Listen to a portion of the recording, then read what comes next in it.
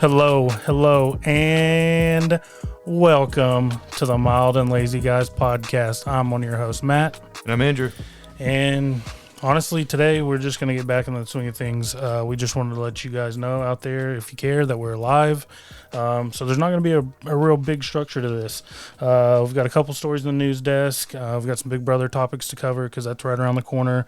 We've got Mount Rushmore, Pick Your Poison. We're going to test run a new segment. We're going to get into some sports and then finish up with what are we watching, what are we listening to. Before we get started, please follow us on Instagram at Mild and Lazy. You can follow us there and get show updates. Follow us on Apple Podcast. There's a follow button now, and on Spotify there's a follow button. So follow us on those two places, and you can know when an episode drops. But without further ado, let's get into the show. What's up, man? Well, been a minute. It's been a long minute. I feel like we say that a lot, but I know. But we'll keep saying it. May was crazy. I had finals, and then we moved. Yeah. So we were like moving the entire month of May. We got the keys a month early, so it was like a slow, like when we could. Moving sucks. Take a few loads, and then like that last. That's what she said. that last. Good to be back. That last weekend was just like the big push. Okay, okay, I'm done. Did you get that pool set up? Got a pool set up. Nice. Got a pool set up. So it's been kind of nice. That's a legit back porch patio deck you got there too. Oh yeah. Came over to watch the draft. Had a great time. I've got my propane grill, my Traeger, and then Lauren for early Father's Day got me a Blackstone type. Say that's such a dad setup. Dude, it's such a dad setup, dude. So this summer is going to be good. You're going to have to bring Ellie over, and y'all come over and swim, and we can sit on the porch. And we'll just drink beer and make sure. We'll monitor. Yeah. It's very important. And it's like 48 inches deep. You know, I'm not going to do it. I'm not going to press a button. Landry can touch. I mean, obviously Ellie would, She'd be struggling. She'd struggle. We'd let her struggle for a minute. But we got floaties. Life's not easy, honey. We got floaties and little swim noodles and all that. Dude, swim noodles are the best. Yeah. You could make like your own little structure. Oh, yeah. There's certain ways you can do it. I could just lay on a pool noodle for like an hour. Yep. So, yeah. Feeling good. Just a forewarning, I did go to CC's before we came. So, there may be some breaks and pauses. There might be some news at the 10 o'clock hour. CC shut down. Dude, I put in a Jordan flu game performance on both ends of the floor. The pizza and the dessert. The salad bar was completely ignored. By me, yes, it was. Cinnamon roll, dude, I cannot resist their cinnamon rolls. I can't blame you. And they're like brownies with powdered sugar. And then now they brought back, I don't know if you remember, but they used to have like the pizza shaped dessert. Of course I remember. And it was like Bavarian cream or something. They brought that back. I really liked good. it was like a taco pizza. They had that. That was always a wild card, but I remember always liking that. They had the macaroni and cheese pizza they with had the a noodles. good barbecue one last time I went. Yeah. You always you can't just go for like pepperoni. You gotta get that weird. anywhere. Yeah, exactly. You gotta get the weird stuff that's only at CC's. But yeah, no. Y'all play some games? Landry did while we ate. So give us some peace and quiet. But they do it different now. They do it like they do it like Dave and Buster's or like Main Event where they give you a card now. It's not cash or quarters or anything. Oh, for the games. I think you meant for the pizza. Sorry, yeah. Or like the movie theater, the new movie theater. Yeah, that's probably just the way it's going, I guess, because everyone does that. It eliminates having a coin machine and all that, or coin changer. So that's cool too, because like at Showbiz, like you're talking about, like I still got money on my card, so when I go back, I got a little balance left over. We got money on the card, and then we also we're keeping up with his tickets because he wants a big prize. Dude, that's what I tell Ellie, you got to save, because she's like, what can I get? Can I get this? No, you can get this eraser right here because you barely played. She always has to get that instant gratification of a toy. Well, that's even Landry at 7. I have to tell him and remind him, like, no, you see that big thing up there? That's what you want. That's what we're working towards. Yeah, like it's going to take him. We're going to have to come back. That's what I always say. If we come back I was like, you let me play some of these games because she fucking sucks at skeet ball. Yeah. But she insists on playing it, and it's so frustrating. That's why Landry is. He wants to play like the fun games. I'm like, no, Landry, you get the most bang for your buck. Ticket per dollar. Like, yeah, like they have like a monopoly. It's like spin the dice. Yeah. If we're going to shoot hoops, let me get them buckets. Yeah. Because we know your shot is shit, Weak sauce. Yeah, get that out of here. So what's been going on with you? Well, quite a bit since it's been 3 months, maybe. I don't think it's been that long. Last we recorded was the slap, the Will Smith on Chris Rock. Damn. Okay. So it's been a minute, but man, I don't do anything. What happened last weekend though, that was actually pretty fun. Was Ellie's actual birthday, because the week before we had her birthday party at my sister's house and my brother-in-law, and when I got there early to set up. So I go in to, like set up banners, and we had a piñata. I go in and my brother-in-law's on his hands and knees, like cleaning up throw up, because they had a party the night before for his 40th. Oh. And he just looked up at me. He goes, "Man, I went too hard last night." And he just went back to scrubbing his throw up. So I was like, great. About to have a kid's party here, and it smells like puke. That's what I thought. Like, I thought maybe a dog or a kid threw up. No, he threw up. He's like, "I slept on this couch last night, and I rolled over and threw up over myself." And I was like, great. I'm glad my daughter's coming over for her birthday party in 30 minutes. But it worked out because, they just have more room there. They have they live on some acreage, and they had because we looked into getting a bounce house.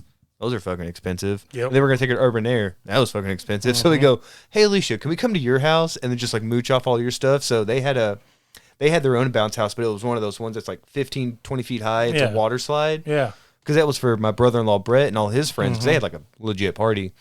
But the kids, they had fun going down there, and just, they have they have a pool like yours, and just, swing set. So that was her birthday parties a week early. And then last week was her actual birthday, and we got to those roller skates, and she looks like a duckling on ice. Yeah. It's just difficult to learn. Trying to give her pointers, but it's just going to take a lot of practice. Mm-hmm. Get back later that day, and we smell I thought Owen dropped a deuce, so I went to go change him. I said, no, he's fine. And then we followed the smell. Turns out we had a pretty big gas leak in the house coming from our hot water cooler located here. So luckily my dad was at the house with me. So Claire just took the kids and left, and we had to call Atmos. We turned off the gas. We opened up all the doors, so it started to dissipate. But then the guy comes out, and he was actually really, I won't give out his name because what he did, he wasn't supposed to, but he was super cool. And instead of being they're not even supposed to come in the house, you're supposed to locate it and turn off the gas, locate the gas leak, and then you have to call a plumber or a electrician to handle it from there, seal it before they do anything. And it's a whole process. He was it would have taken days and cost you $1,000. But my dad worked for the gas company for 20 years before he switched to where he is now. And so my dad was they knew mutual people. My dad was so-and-so still work there. This guy, my wife, he's my wife, my mom, used to work with this people in downtown. And he just formed a friend. And my dad was doing that on purpose. Yeah. He was so the guy was just you know what? I'm going to help y'all out. So he came in. It was basically on the coil strip that goes to the hot water heater. Mm-hmm. It was it just takes a little bit of gas leak, but that's all it was. So he put some sealant on it, put it back together, went outside, fucked with the box outside, and he was done in 30 minutes. So I was man, I got $20. That's all I got in my wallet, other than a bunch of, I got a $2 bill and 3 ones, but I'm not going to give him that weird amount. So I was here, take 20, and, just really hooked us up. Probably worth more, but you gave what you could. I did yeah, exactly. Yeah. And, so that was her birthday. Later on, Ellie threw up everywhere. So she didn't have the best birthday, but she'll remember it. She's 5. What she had a good time. Hope she's not like me. From the ages 5 until 14, every year clockwork on my birthday, I was sick. Oh, that sucks. Yeah. I don't know, man. She called it. She just said she didn't feel good and she had to throw up. So, you kind of drag her. Okay, let me go. I usually get her this mixing bowl, and I put a bag in it and line it. Mm-hmm. And while I was doing that, she just threw up right here in the bathroom or in the kitchen. So I was okay, you really don't feel good. And then she threw up again another time, but I don't know. She felt better. So we ended up just watching a movie. Quick. Yeah. And then Sunday we're leaving to go to Surfside Beach here in Texas. Oh, nice. Yeah. So I'll be off 9 out of the next 10 days because I'll come back Thursday. I'll work Friday, and then I'm off Saturday, Sunday, and Monday we observe Juneteenth, that new federal holiday. So yeah, just getting through tomorrow. Hopefully this will be out for tomorrow, so I can just listen to this. Yeah. Well, This is gonna be a good 4 or 5 hours, so it's the whole time I'm on the streets, I'll just listen to this, and I'm gonna have to pack, and we're riding down with. It's my whole family's going. My cool, parents. We rented a legit beach house, so when you split it, it's a couple grand to have it for a few days or whatever. So it's when you split it up, it's not so bad. So the whole family's going. We got a big grocery order in today, and I got to pack after this. But I don't know, is packing easy for you too? For me, yes. Yeah, Claire's always oh, I'm so stressed out. I was why? You put 3 pairs of pants or shorts, a couple shirts, some socks, underwear. I was like, you're done right there. I put in however many days we're going. I put in that many underwear plus one because you never know. You never know. You add one, and then smart, dude. A couple pair of shorts. If you're going to the beach, like one pair. So I told her, she stresses out. She's like dreading packing, and I was like, I'll do it for you. Like just a couple clothes. I was like, we're gonna take a couple games. We take a book. We just did that, but women, like, I don't know about you, but for me, I just pack for me. But Lauren has a pack for her. Yeah, I told her I'd pack for the kids, and it's adorable too because she got like a little bathing suit for Owen and little sunglasses, and little kids wearing like non-little kid stuff, like a little kid in a suit or a little kid in sunglasses. It's fucking adorable. Oh yeah. So we like put his little outfit on him and little sunglasses, and it was pretty cool. Dude, it's been a long time because he is so big from the last time I saw him. Yeah, 5 months now. It's a little crazy, chonker. Man. Yep. Yeah, we just did that. We went down to New Braunfels. That's a weird one. To see her aunt and uncle. They've got a house on the river there, and so that's a really cool town. Oh, it was really cool. Yeah. So yeah, I just packed for me, and then Lauren's got to pack the makeup and hair stuff and blah blah blah. And I'm just like, yeah. And to me, it's like it doesn't matter. You don't have to bring all that, right? Nope. I guess I don't know. I'm not gonna tell her how to present herself, but it's like, you're good, know? Yeah. You don't have to wear all that for me. Yeah. So you're trying to get some stud on the beach, I guess, do your thing. We just did that. We just did that song and dance. So what, you found a stud on the beach? Oh, you went on a trip. Yeah. Gotcha. No, I would have texted you as soon as I found a stud on the beach. Check out this fucking hunk. Damn. I'd say wait till he walks around you and then get a picture of that butt. See that donk. Yeah, I gotta see that bounce. All right, man. Let's get on to the news desk.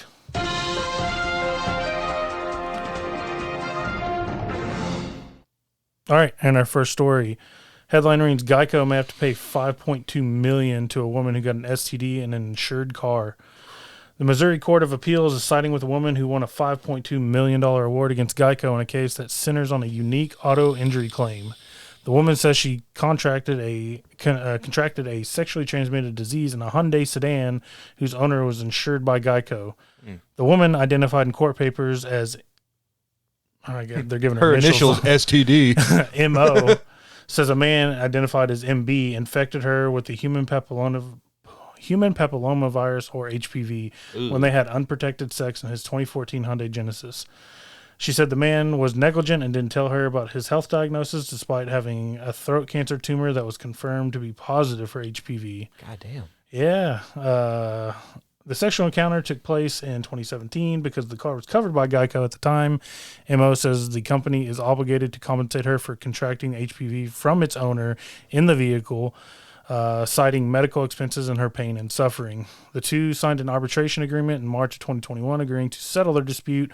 Roughly 2 months later, an arbiter awarded MO $5.2 million, saying the sum would, quote, fairly and justly compensate her. This seems like a slippery slope.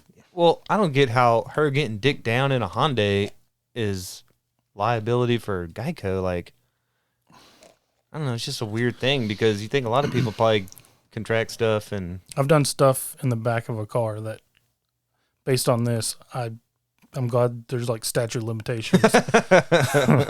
Let me read on. The insurance giant said it hadn't been given a chance to defend itself, violating its constitutional rights to due process and access to the courts.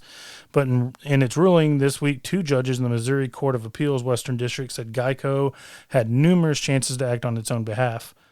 Geico is also fighting the large award deficit in court. MO now has won 3 victories in Missouri. Damn. But in April of 2021, Geico sued both MO and MB in federal court, asking the court to rule that the insurance company isn't liable for the woman being infected with HPV and that it doesn't have a duty to defend the man from her claims against him. So I don't get how Geico's a plaintiff in all this. So if you're gonna give wait, was it Geico? Is that what you said? Geico, yeah. Geico, yeah. If you're gonna give somebody VD, just make sure you're uninsured. Yeah, I guess that's the only answer. Make sure you're uninsured. So this guy is Geico's getting sued for this guy being responsible, I guess. Okay, 2 questions. Yep. Would you get an STD for $5.2 million? Depending on which one, yeah. They can't kill you.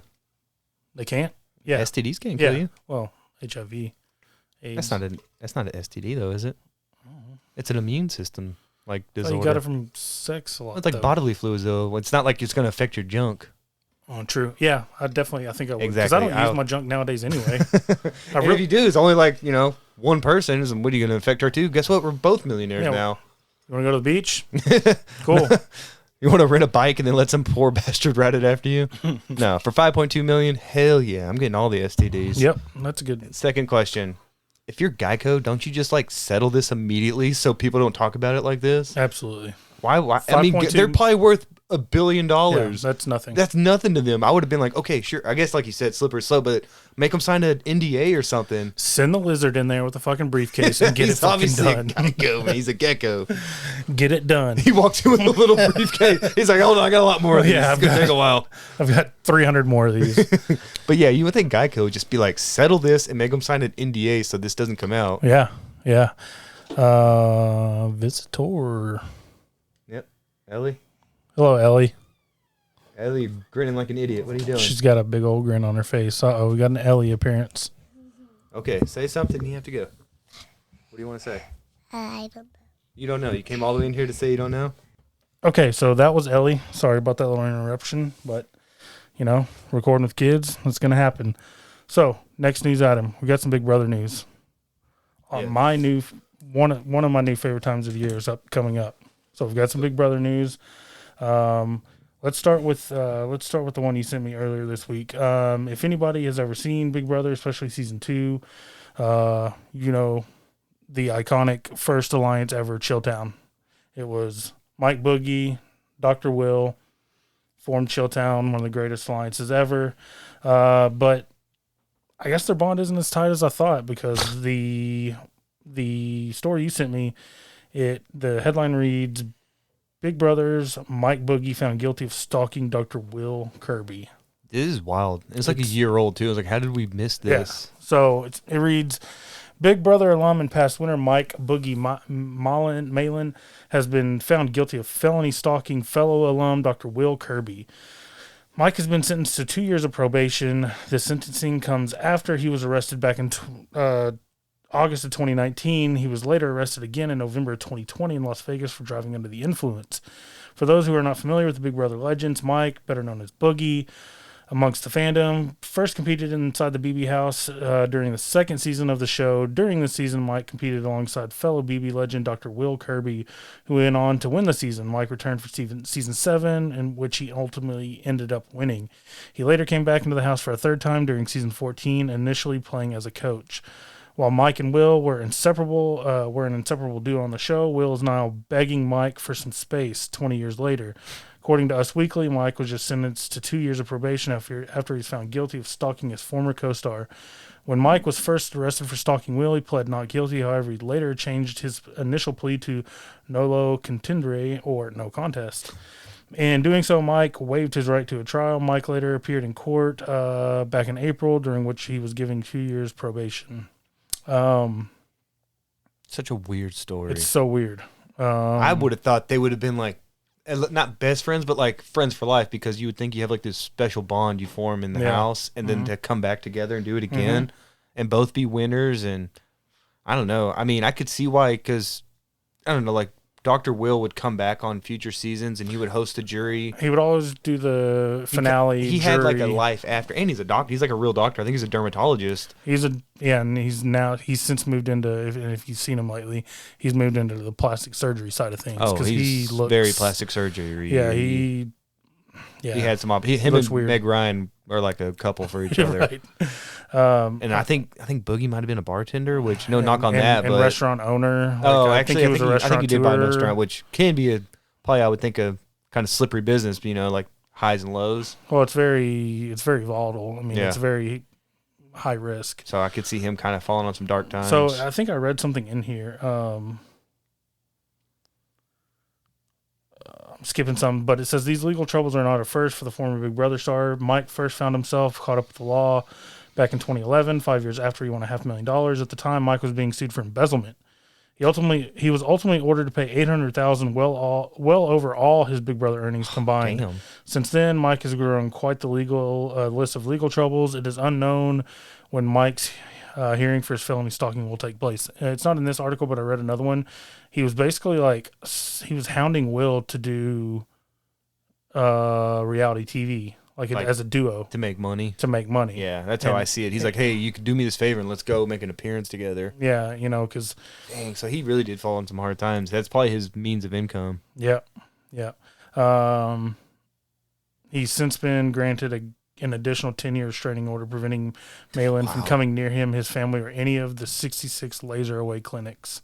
And that's really just like it's just embarrassing. Really sad. Yeah, but the fact that I don't know that it fell so hard, and their divide is so great now, because I would like to think they'd be friends for life. Like that was the alliance that like really got me into Big Brother. Well, that's the godfather of all alliances. Yeah. It was like the first alliance. And they did a great job, like they were just like the best in the diary room together, like fake calling each other. And I mean, they just set the blueprint as how to like play Big Brother. That's when Big Brother was like ruthless. Yep. People weren't afraid of their image. Like social media wasn't assholes. a thing. And yeah, it was really good. Okay, so Big Brother 24, we've got some news on that. Nothing on cast, but it premieres July 6th. Rapidly approaching. Julie Chen Moonves is returning. Bruh. No. Damn it. Fuck it. I was going to do the fart noise. Fuck it. We are getting a 90-minute premiere episode. As we should. And I tried researching, trying to find some spoilers on cast. I couldn't find anything. They're doing a pretty good job on Here's keeping a spoiler. They're all Instagram influencers, probably. So they're all new house guests, so potentially no returning players. Oh, that's good. Now, I did get on Reddit, on the Big BB Reddit, and I know you watched the show, but Derek X and Claire are spotted filming Amazing Race. I did hear something about that, because they were like, someone was like, now I got to watch Amazing Race. Yeah, so now they're going to be on Amazing Race. I saw something too where like 10 ex-members and like 7 from this past year are going to be on the challenge, the MTV version, which is pretty much where Big Brother's headed now, where it's like, hey, let's do some competitions, and then y'all go hook up, go party. And it's like, man, I like the whole gameplay of Big Brother. I don't give a fuck about what people are flirting with each other or something like that. That's a good transition for me. So if you like the gameplay aspect, we've been gone so long in between recordings that I've watched the entire catalog of Big Brother Canada. Dude, you really delve deep into Big Brother. Like when we first started this, you would literally check out when I would talk. I would sit back in my chair. And I'd be like, you got any questions? You're like, wait, what? Are you done? Okay. Like, yeah, I just talked about whole season of Big Brother. Now this guy's like, you need to watch Big Brother Canada. I'm watching all the seasons of Canada. So it is hot take. Big Brother Canada is better than anything that BBUS has put out since season 16. Damn. In the last 8 years. Wow. They're all real people, except for season 9. Season 9 was the worst by far because there was too much. I'm trying to tread lightly given today's climate. There was too many people who had an issue, or not an issue, but like they were playing for an issue or playing for an agenda, like on behalf of this. They're trying to represent like a group. Marginalized group of people, and that's not how you play Big Brother. The personalities weren't great, but like season 1 through 4, I'd put it up there with any season of Big Brother US. It really comes down to casting. They have to get the right people. They have to get normal people who don't have a following on Instagram. It was great. Season 1 through 4 was great. Everything up until 9. They just finished 10. And from everything I've read on like Reddit, like it's one of the best seasons ever. Can you watch 10 live, or do you have to wait until it's on Paramount? Or 10 is finished because they do spring for us. So I think they start in like February. It's like their Canadian Football League too. Isn't that in the spring? Yeah, they do it in the spring. But there's so many good personalities. They have like legendary players that would do well here, but they're all gameplay. Nobody's there like worrying about their image or. God, I wish we had that here. Dude, it's very good. And it's hard to see America's version going back to that. Going back, yeah. Like it's always going to be about, hey, I'm so and so and whatever. I have this fault. I don't know. I shouldn't have went into this tangent, but it's just not about the gameplay anymore. It's more about putting yourself out there and getting your image out there for your likeness. This is very much gameplay oriented, and they don't, and they're doing it for $400,000 less. Their grand prize is only $100,000. That's a lot. They do $750 now. And so they're doing it for quite a bit less. Wow. But it's all gameplay. It's I don't know. It's just a superior product. It's a much better product than what we get here. And that sucks. I read another article today saying, hey, is BBUS gonna feel the pressure from fans to make it more like BB Canada? Is there a petition that I can sign? Yeah, right. Because I would love to. I mean, know a few obviously, people that would as well. Obviously, I'm gonna watch 24 because I'm addicted to Big Brother. It's like the Cowboy season. Shit don't change, and we still watch it. We still watch it. Yeah. But no, I would recommend it to you. If you got Paramount Plus, if not, I'll give you my login. I think we still do. Yeah, I would start watching it. It's great. Season 1 through 8 are great. When did they start? Like season 1 was from 10 years ago? Season 1 was 2012, so it's not ancient like if you go back to season 2. Right. You know, it's like 2000. It looks so crappy, and you're like, I was in high school at that point. That wasn't that long ago, right? Yeah, so, and the challenges are good. The twists are so good. They get Canada involved a lot, so, you know, they put out a vote. Like, they had that a while for America. It was like America's Vote or America's whatever. It was something like America's Player. Yeah, that was it. But no, their twists are... Yeah, I love shit like that. Why do they go away from that? Dude, their twists are great. You probably saw from rewatching all this, but they used to do, I don't know if they air it on the re-airs, but they used to be like, you could text in to see what could go with the slop, you know, like bologna and broccoli is all you could eat for a week. Yep. I used to love interacting with all that. Even if it cost me 20 cents to send that text message, I was still sending it. Right, yeah. No, it's great. I wish they would go back to more stuff like that. Like, I've even got Lauren watching it.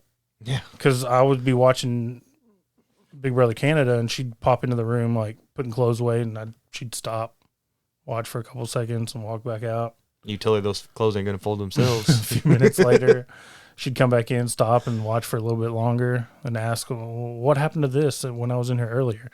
So now she's watching.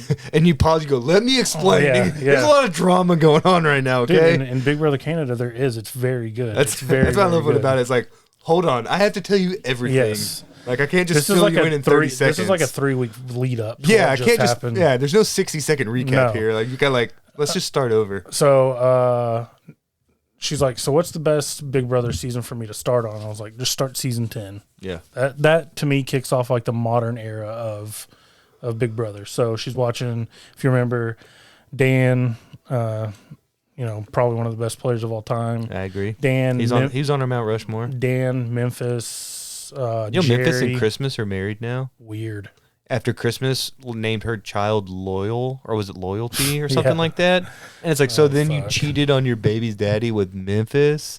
I hate the mixologist. Yeah, he's not a bartender. He's a mixologist. But yeah, that was a great season. It was like Dan, Memphis, Jerry, the old man, Rennie. Rennie got on my fucking nerves, but then she warmed up, and I was like, you know what? That'd be like your crazy aunt. That it's like, I can see you on holidays. I just can't go to your house. Yeah, I can't see you throughout the year. No, you can't like live in my house, but if I saw you on holidays, yeah, she's cool. Jesse's douchebag. But I was like, babe, you're in for such a treat. I was like, Dan's funeral is this season.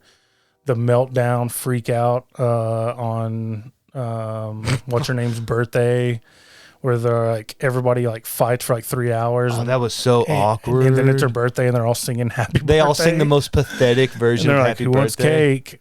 Libra. It was Libra and somebody Libra going at and it. Jesse. It was Jesse. Jesse's feud with Remy, which Jesse's like a bodybuilder. And was it Remy or Rennie? Rennie's like this 60-something-year-old grandma from New Orleans. Yeah, big character, but she had like this hatred of a feud with Jesse, who's like some 20-something-year-old bodybuilder. It's like just such a weird feud, but that's Big Brother, man. Yeah, so that's when they used to get actual characters, but people were still themselves. And I told Lauren, I was like, man, I can't fucking stand Jesse. And she's like, why? I was like, because the producers wanted Jesse to work so bad, like they brought him back for several seasons. 12, and then like maybe 14. So and then not even gameplay. He would come in just to host a contest. Yeah, I told her like they bring him back in 12 to play. or it might have been 11, it might have been the very next season. Then they brought him back like 2 more seasons to like host things. Yeah, they were pushing Jesse on us like quite hard.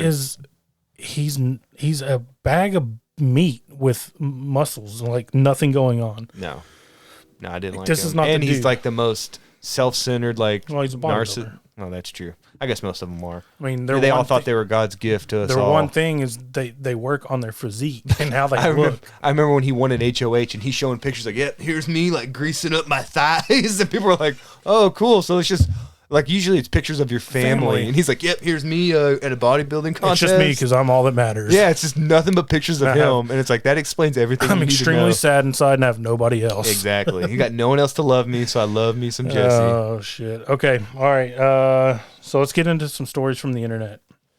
We only got a couple. We'll go through these pretty quick. Headline reads, man prays for taking terminally ill friend's virginity. Oh, God. That's a fucked up headline. I just chose a headline off a headline alone. Commenters praised a man for taking his terminally ill friend's virginity after she said she wanted to have sex before she died. Oh, wait. They're praising him? Like, you're a hero? I thought you said praise. I thought it meant like Prey, like he preyed upon her. The anonymous man, known only as Big Dick Johnson. Hey, she had to pick somebody. Why not go all out? Dick you down till you're dead. Oh, goddamn. Known only as /Sun Grounding posted about the situation in Reddit's popular True Off My Chest subreddit, where it received nearly 23,000 upvotes and 800 comments. According to the Centers, I don't think, does that go with this? According to the Centers CDC, the average age for a woman to lose her virginity or sexual intercourse is around 17.3 years, while men are closer to 17. I don't think that's supposed to go. Maybe it is. In the title posted, I, 31 male, took my terminally ill friend's virginity before she passed. The man said the two of them friends were 6 years. He explained that when her cancer came back, she told everyone that she did not want to go through chemotherapy again, saying she wanted to enjoy the time she had left. Yeah. Quote, today is our 1-year anniversary since she passed, and I cannot stop thinking about her, the post read. The man recalled one night when all the friends were drinking and she admitted that she was a virgin. She added that she wanted to lose to somebody she trusts before she dies. How old did you say how old she was? Let me see. I'm guessing approximately. Let me look at the post. I'm hoping she's 18. Not like a Make-A-Wish Foundation. Okay, we should probably stop making death jokes. I forgot she's actually dead, so that's my bad. Make-A-Wish. Okay, my bad. No more. No, it didn't say. Okay. It didn't say how old she was. But apparently he got a dick to die for. Okay, no more. That's the last one. Today is our 1-year anniversary. She passed. I can't stop thinking about her. She was my friend for 6 years. Her cancer came back, blah, blah, blah. One night when we were all drinking, she admitted that she was still virgin. She didn't want to lose it to a stranger, at least somebody she trusts. That person was me. She didn't force me to do anything I didn't want to do. She asked, but was willing to drop it and pretend it never happened if I decided not to. We decided to make it extra special, got a nice hotel room, got those fake candles all over the room to make it more quote-unquote romantic. It was the first time I had ever had sex with someone I loved but wasn't in love with, if that makes sense. It was still a very intense experience, not in a bad way. There were still lots of emotions, even though she seemed happy she got to lose her virginity to someone she trusts. Part of me wonders if I did take advantage, if I was wrong for saying yes. It's just hard because I miss her so much, but I'm still glad at least I got to give her something before she left that dick. We're such preteen boys. This is a very serious story. This has probably got like wholesome awards and people were like, you know, we're making dick jokes and all kinds of bad jokes. It's got tons of awards. They're probably like, you're a real hero. And we're like, he's got that dick to die for. 25,300. How do you follow that up? Like, you're around sharing stories, sex stories, but like, I fucked a chick once so hard she died. Yeah. You just don't. She didn't die of cancer. Trust me. Trust me. It wasn't cancer. Oh God. Fucking hell. He's a hero. All right, and here's to the next story with even more upvotes. Today I fucked up by letting my boyfriend eat my ass. I made the mistake of telling Claire about this story, and she tried to shame me into not telling it. So no, we're telling it. So my boyfriend kept telling me how excited he gets when thinking about eating ass. I've always been against it, but his constant repetition got me wondering what it would feel like, so we decided to give it a go. During foreplay, he asked me again if he could eat my ass, and I said yes. It felt so weird. Got my abs tensing up. While licking down there, he decided to start fingering it too. Jesus, I should have proofread this. The saliva, She didn't want you to read it. the saliva was working as lube, so it wasn't painful or anything. But I was feeling like I was going to... Time out. You didn't proofread this No. at all? All right. Okay. Continue. You're in for a treat, my friend. It wasn't painful or anything, but I was feeling like I was going to poop. I just ignored it and was just so lost pleasuring myself with my vibrator. Jesus. When I orgasmed, I heard my boyfriend shout as if he was in pain. I was super stressed at this point, scared I might have pooped or something.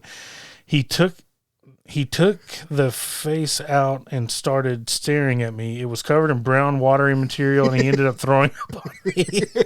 Guess I got food poisoning or something and ended up diarrhea blasting him. We discussed it after he had a shower. I wanted to cheer him up, so I told him I enjoyed it, except the poop part. Of course. He just sat there in shock for a while and told me he doesn't want to eat my ass again for a while. I can't believe you didn't. I didn't proofread it. I think it's better when I don't proofread Okay, it. and now that's on the record forever for Landry to hear for generations of Edwards. So edit, as someone pointed out, quote, they were basically inducing peristalsis of both the inner and outer sphincter while fingering and vibrator. Yeah, apparently that's makes you want to poop. Good to know. Edit number 2. People are saying that my boyfriend is toxic and manipulative. Clearly don't know him. I let him talk about his fantasy. It turns me on. The world isn't black and white, and adults are capable of finding something previously unacceptable to them acceptable. Edit number 3. I keep getting spam from support saying that someone reached out to them. Just to make it clear, I'm not traumatized by this experience. Find it slightly funny. No need to offer me emotional support in the messages either. Yeah, and you don't have to read them, but a few comments down, there was one that says, so anyways, I just came out blasting. Yeah, see her right here. There was some great comments. She had to shoot her shark. Oh, man. Oh, I can't believe you didn't proofread that. You know what? Never proofread any stories I ever send you. Did he get double barrel pink eye? Imagine calling into work the next day. It's like, oh, man, I got pink eye. How'd you get pink eye in both? Like, you're going to want to you got a Reddit down. account? Yeah, I'll send you a link. It's like that. That scene in what is it? The one where Seth Rogen gets Katherine Heigl pregnant, Knocked up. Oh yeah. Oh boy answers the door. I didn't he's know like, you could get that either. You can get it from like poop particles. In he's your like, eye. did they fart directly in your eyes? It's like, no, man, I'm just It's really high. All right, so let's go after that. We need a palate cleanser. Okay. Let's go on to Mount Rushmore. All right. Our Mount Rushmore, we wanted a softball one. We're just going to go easy. Today, our Mount Rushmore is over our Mount Rushmore of sports rivalries. Now, I'll tell you, on mine, I avoided the big ones. I didn't put... I'm not going to do it. Come on, man. Nah, moments pass. I wanted to find the fart button for that story, but I couldn't risk it. I think it's this one. I think it's the bottom one. Okay. Yeah, Well, I okay. wasted that on a whole story about poop. I didn't go easy ones. I didn't do Cowboys, Eagles. Yeah, I didn't do Red Sox, Yankees. I didn't do any of that. You did fucking soccer, didn't you? There's 2 soccer. I on there. know. I know. That you avoided that so you could include more soccer. No. Listen, because I don't feel, for me, in the NFL anymore, there's no true rivalry. No, I didn't put a single Because- NFL. Well, actually, I did, but it's no team. It's not 2 teams. How about It's that? 2 players. I won't tell you. So it's not like in my dad's day where you had, I forget who did it. It was maybe Bob Lilly, like marched to the fucking Redskins locker room, threw open the door and threw a wreath in there because it was going to be a fucking funeral. What a legend. There's none of that today. These guys hang out. Well, not since was it T.O. and Jeff Teague on the 50-yard line? Like that was the close. George Teague. That was a 49ers, which 49ers we had a great rivalry with, but since then they've kind of left us in the dust. So. Yeah. So there's not very many in soccer. There are Oh, there's guys that like hate each other. Hate each other. There's fans that hate each other. There's riots. There's deaths. Yeah, so no shit. I mean, they literally kill for it. That's kind of why I included too. If murder's involved, I say there was a rivalry there. Yeah, that's for sure. So you want to do yours? Well, yeah. Since I'm an asshole, I did Red Sox Yankees because I'm a fucking idiot. But it is one of the best ones ever. To me, it's probably the best in American sports, at least professional. Professional sports, hands down, it's the best in America. I said that it started in 1920 when Babe Ruth was sold to the Yankees. After that, in the 20s and 30s, the Yankees started the dynasty. Boston would not win a World Series until 2004 when they overcame that 3-0 deficit to the Yankees. So that kind of ended the curse of the Bambino. But yeah, I mean, they hate each other. You know, you think of Pedro throwing down Zimmerman or Zimmer. Just Zimmer. Don Zimmer. Like, just that's one game. If that's like the Sunday night game on ESPN, I gotta watch that game. It, yeah. That's the only other like non-Rangers game that's on TV. I'll stop and watch. See, and there were some other ones like they hate each other from American sports. Like, I think it was Oilers. That's not America. Well, it's American Sports League.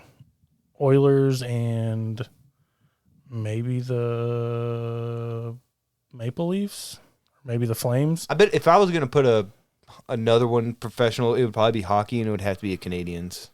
It was Canadians and Oilers. Yeah. That was the one. But there's not because those teams go, but they were like probably some of the original six. So they were, and that's like their life up there. You know, like we got other sports which they obviously do too, but they just take hockey on a whole nother level. So my first one, and I'll save the soccer ones for last. Ohio State, Michigan. God damn it! Did you have that one? That was my next one. Okay. See if you got some sweet facts like that. I don't have facts. I just know, for as much as Harbaugh has done at Michigan, like he's like 0 and whatever against Ohio State. Like you can win all you want at Michigan. You got to beat Ohio State, and vice versa. Like you've got to beat Michigan. Yeah. Well, it's the game. It's the game. That tells you everything to know. It's the game. So it's the once a year thing. Did you see the cool thing about Harbaugh though? Like I guess he got some kind of bonus that equaled like $1.5 million, and he already donated it to every faculty member at Michigan that was affected during COVID. What a good dude. Like I'm not a big Harbaugh fan, but when I heard that, I was like, yeah, that's a really good dude right there. Yeah. Which, I mean, he doesn't need it, but still, he could have. He could have pocketed it. He could have pocketed that and invested it, or to give away $1 million. That's a solid move. But this is what I got back on it. So I'll piggyback. It says it dates back to 1835 during a border war known as the Toledo War. That's cool. Renewed in 1897. They've played annually since 1918, and I just said it's simply known as the game, and it's much watched TV every year. Yeah, you know, you've got the Horseshoe in Columbus, and then you've got the Big House that seats like 105. It's just. I stop down every year, and I'll make sure I watch that game. I feel like I would probably root. If that game was on right now, I'd probably root for Michigan. Me too. Yeah. I don't like Ohio State's been good for too long. I don't like Ryan Day, the Ohio State coach. I don't know. You want to go? You want to give another one? Yeah. It's another generic one. So I saved my best for last. This isn't it. Duke, North Carolina. Yeah. See, that was in consideration for me. Because to me, that's, like we just said, that was the best in college football. This is the best in college basketball. It's separated by less than 11 miles down Tobacco Road. Yep. It said on here, because I obviously got all this off the internet, they describe it as the 3 Ps, the proximity, power, and passion. Because, like I said, within 11 miles, basketball in North Carolina is just on a whole other level. Yep.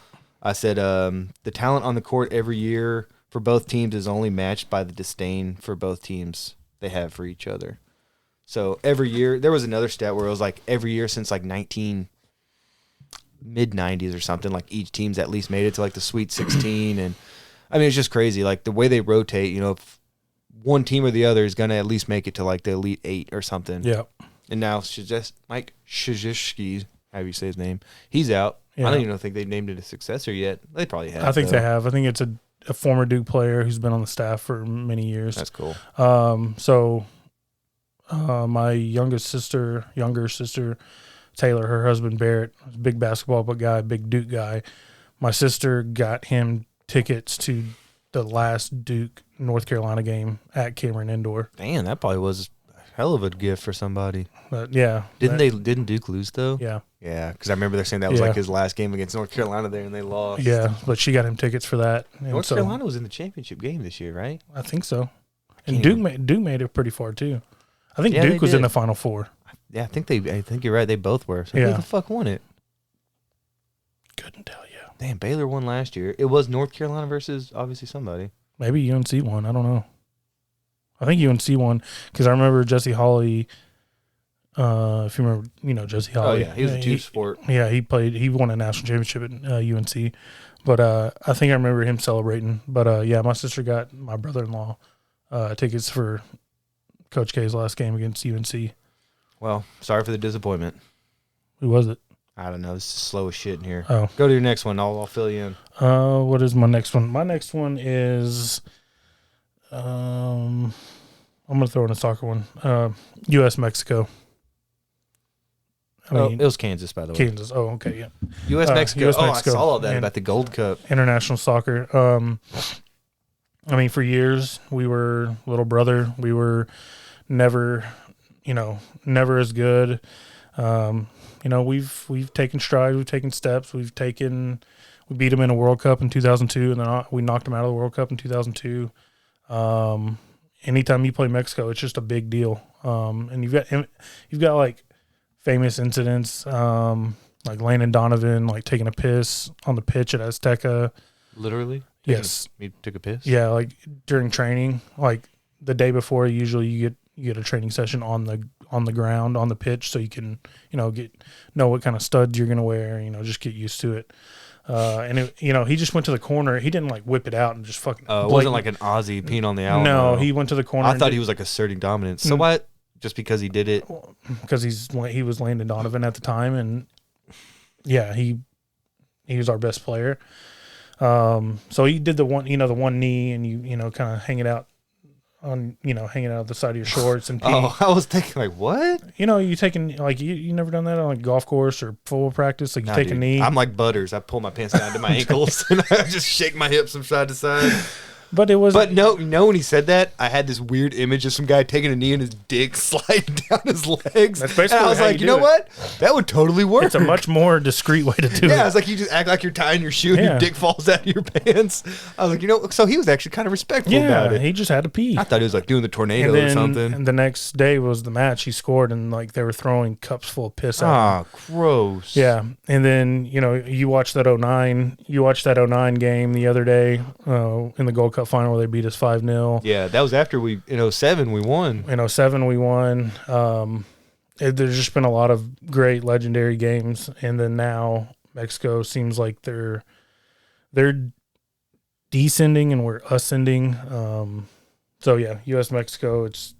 It's our time. It's the game that made me fall in love with soccer. I remember being 15 years old, 2002 World Cup. It was like 2 or 3 in the morning because the World Cup that year was in Japan and Korea. So it was like 3 in the morning, and we beat Mexico 2-0 in the round of 16. And I remember it being 3 in the morning going absolutely fucking ape shit when we scored the second goal. But yeah, so U.S.-Mexico, anytime you get a chance to watch that, watch it. They probably play a lot of games here too, like friendlies. Oh, they do. Just warm-ups and stuff. Mexico has an agreement with Jerry Jones in AT&T Stadium that they play one game a year there, and they play a lot of their. Probably brings a lot of people in too. Well, they play all over the U.S. and they're a big draw. They're America's second team. Wow, basically. So yeah, I got a buddy at work that's big into soccer, and he went. Did they play Nicaragua? They played Nigeria, somebody here, something like that. I know there's a big difference between those two countries. I want to say they played Uruguay before we did, because they did play Uruguay and then we played Uruguay. I know they got beat like 3-0. Wow. Mexico did, and we drew them 0-0. So what's your last one? I guess I do only have one more. So we piggyback Ohio State. Mine's Tom Brady versus Peyton Manning. I think they're the two greatest quarterbacks. It says here that Brady leads the series, the head-to-heads 11-6, while Manning won 3 out of the 4 AFC Championship games they played against. Mm-hmm. So he kind of won it when it mattered most, but I don't know, it just seemed like growing up, like, because that was when it was peak, like mid-2000s. So, like, high school, after high school, is like, whoever was going to get to the Super Bowl was going to either came down to go through. Well, it was home field advantage. Is it in Indy this year or is it in New England? Because that was a big determinant. And then just watching those two guys, I remember like knowing that was a great matchup, but I probably took it for granted because I was still young enough. Yeah. But I was like, when I got a little older and they were still playing, like obviously Brady still is, but Manning's twilight, like last year's in Indy and then in Denver, I was like, really got to appreciate this more. This shit ain't going to happen every year anymore. Yep. But they were just like, because I think they are. I think we can make an argument they're the two greatest quarterbacks of all time. Mm-hmm. Yeah. So seeing those two guys, and it seems like I think the Colts always had the superior offense, but the New England was the more well-rounded team with the better coaching. Yep. But they were just fun to watch, man. I saw a list of like rivalries, and one of them just said the Mannings versus Brady because Eli got him twice. Yeah. Yeah, you're right. Yep. Yeah, Eli probably actually had more success. Yep. I got two left. I'll breeze through the first one because it's Barcelona versus Real Madrid. Okay. You want to talk about two teams that absolutely fucking hate each other, two cities, two supporter groups that just fucking can't stand the other one. That's it. That's La Liga? La Liga, yep. La Liga. You talk about world. I think Liga. Is that tiger in Spanish? Tigre. Oh, damn. Look at that. Okay. Yep. Where was I? Yeah. So you talk about world club soccer. That's as big as it gets. And then I've got a wild card for you for my last one. And it's a two-parter. Okay. So the first one is it's high school football, Texas high school football. Cedar Hill, DeSoto. It's called the Battle of Beltline. Hell yeah. The Battle of Beltline. DeSoto leads all time, 19-16. We got some great local football here because I was going to say either DeSoto, Duncanville, and Ennis, Waxahachie, which I know that kind of pales in comparison to because these guys are actually winning state titles. Actually, Ennis won some. Actually, it doesn't. Well, so my number one is Ennis versus Waxahachie. Oh, the Battle of 287. Battle of 287, which we should obviously go to anytime. Like, right? Yeah, we're right up the road from these people. So these were actually voted by Dallas Morning News number 1 and number 2. Oh, so that's rivalries legit. In the entire state. Wow, I thought it would have been like Odessa Permian or. Ennis Waxahachie was number 1. Cedar Hill DeSoto was number 2. So Ennis Waxahachie, it was pretty cool, right? That is pretty cool. So Battle 287. The first game was in 1908. Wow. And then they've played every year since 1939. They predate the fucking World War II. That's really cool. I didn't know any of those. The first game was pre-World War I. Yeah. So every year since 1939, and Waxahachie holds the all-time series lead, 51-47.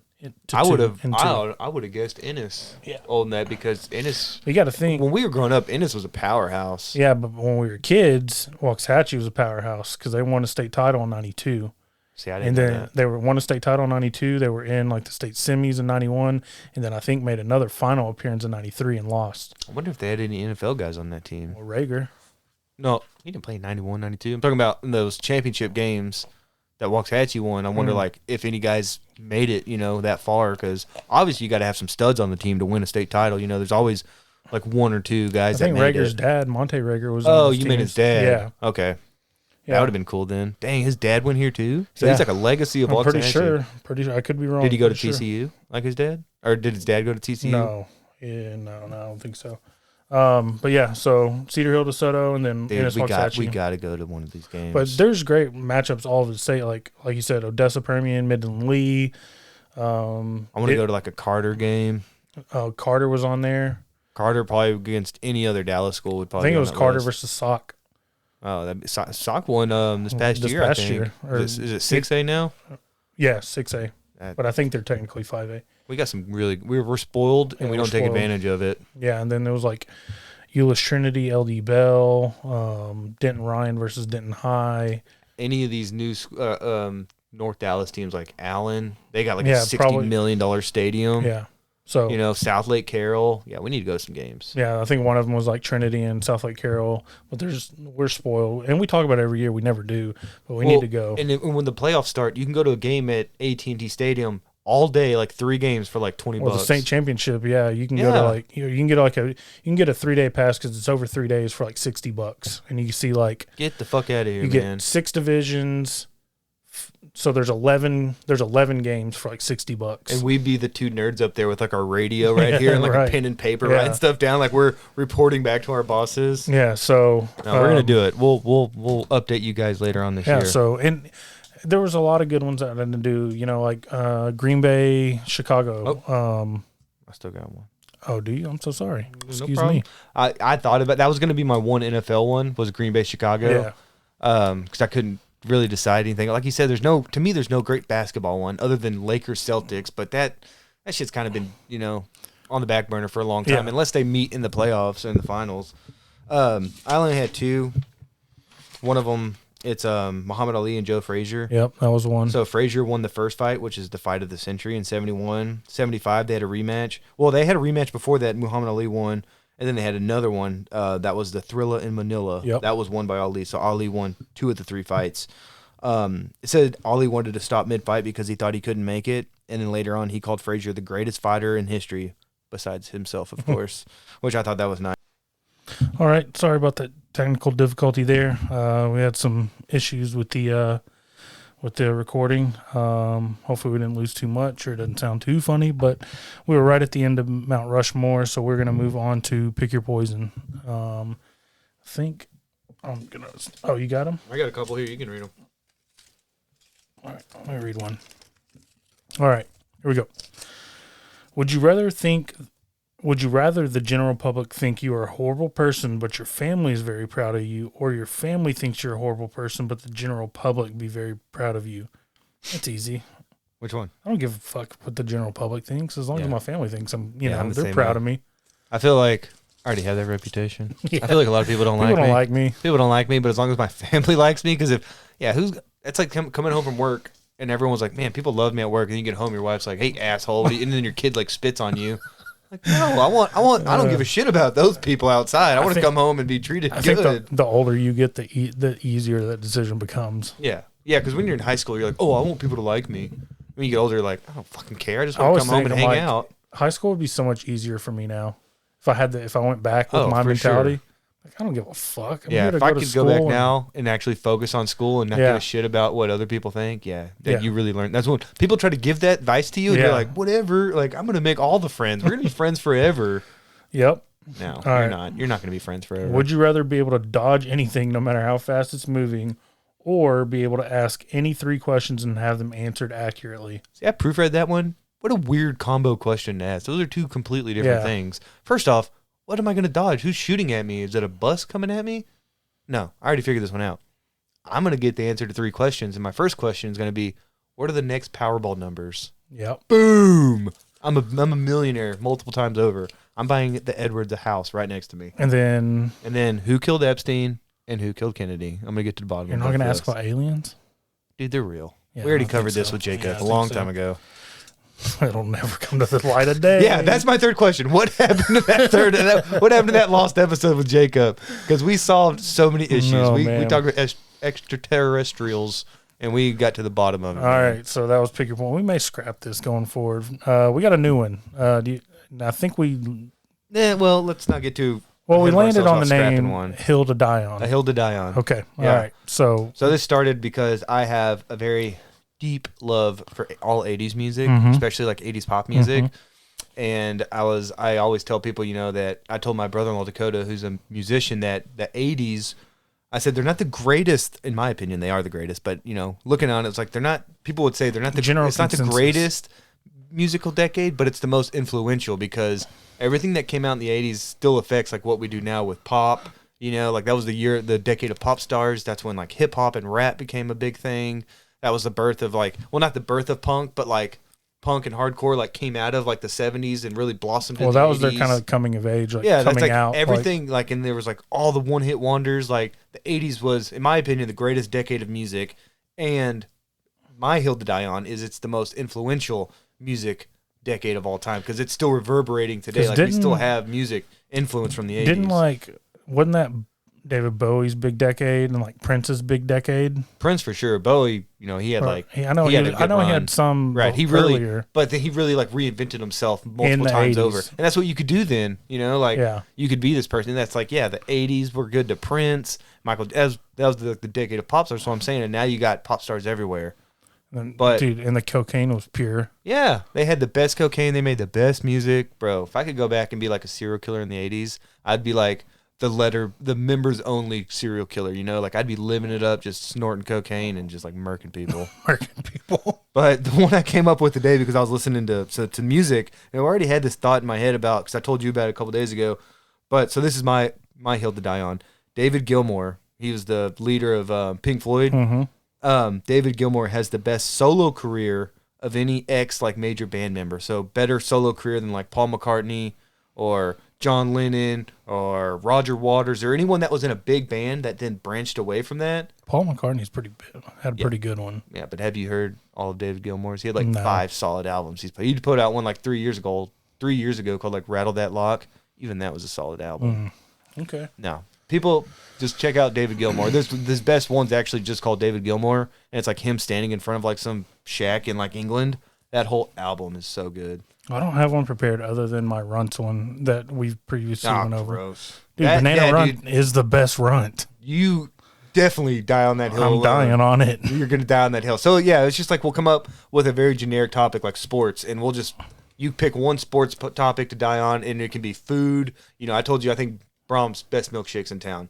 Brahms have the best milkshakes. I'm not going to fight you. I'm going to die on that hill. Brahms have the best milkshakes. And, you know, we're both fat kids. We both like sports. It's just coming up with hot takes. Yeah. It's just you coming up with a hot take, and it's just going to take a minute, just like this one does here, that we draw from. But this one could be like put our own spin on it. So, yeah, a hill to die on. Okay. And if anyone has any ideas, send them in. We'll give you our opinion on what we think is a topic that we're willing to die for. I like it.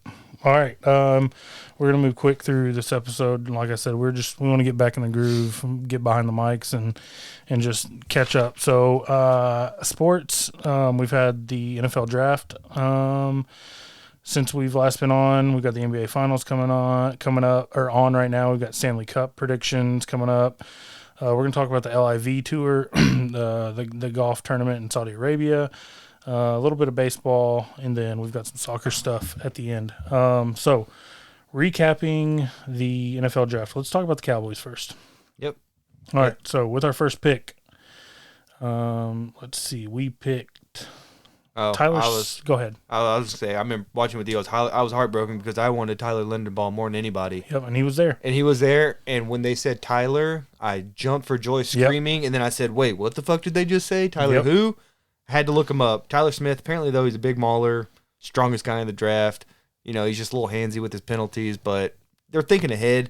You know, like they're thinking long term with Tyler Smith going out. Because he's gonna miss time. Right, and we're not experts, so we were both kind of like perplexed by that. But then we were listening to who was it, Kavanaugh and KT and another guy, and when they explained the pick, they're like, you know, and there was rumors that people were trying to trade up to get to our pick or right behind us to take Tyler Smith. So it's like we had to take the guy, and he wasn't a big reach. It wasn't like the Patriots taking, was it Cole Strange? Yep. And people like, did you hear that audio where Cole Strange was like, he thought it was a prank call? Yeah. When Belichick called and let him know. So it wasn't that big of a reach. Did you hear the audio of Sean McVay and like the Rams front office? Like they were at some kind of watch party, and he's like, "Oh my God, Cole Strange." He's like, "I didn't know they were gonna like take our 5th round pick."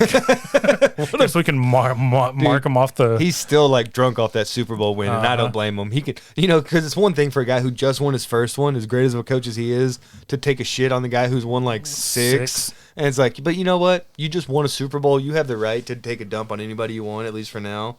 But, you know, I think they had their eyes on Kenyon Green and Zion Johnson. But when they went as early as they did, I think they were like 15 and 17.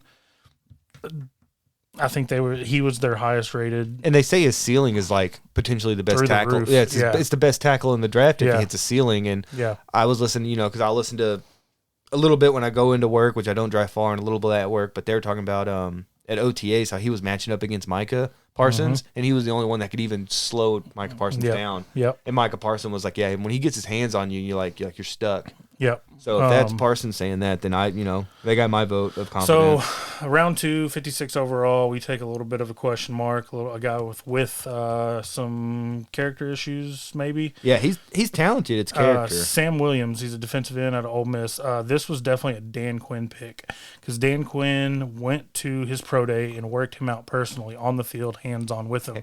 So I think, and after last season, I trust DQ. Yeah, I was going to say, in Dan Quinn, I trust. Yep, he was Fire McCarthy, promote Dan Quinn. He was in the top 30 Cowboys visitors at the Star.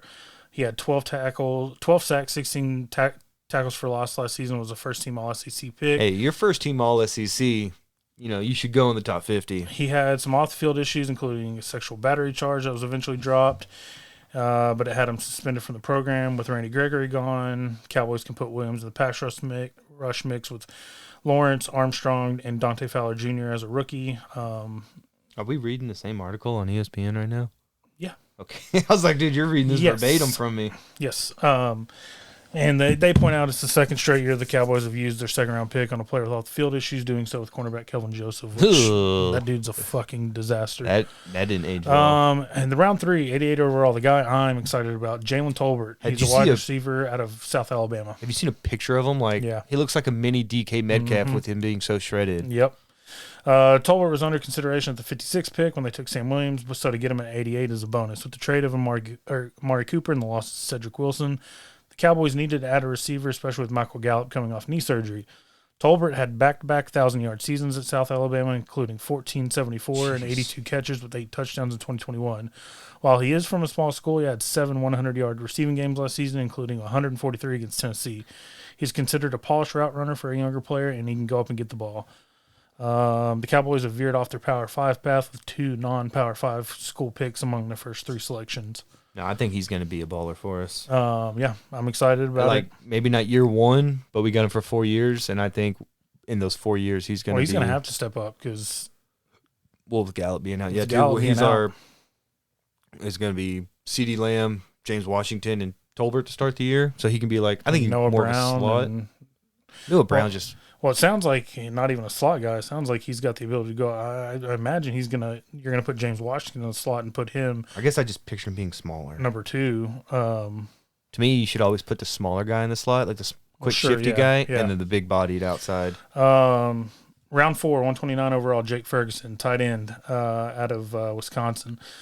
I don't mind this pick. Especially with what's going on with Schultz, bitch ass. Yeah. Cowboys released Blake Jarwin early in their season, have Dalton Schultz under the franchise tag.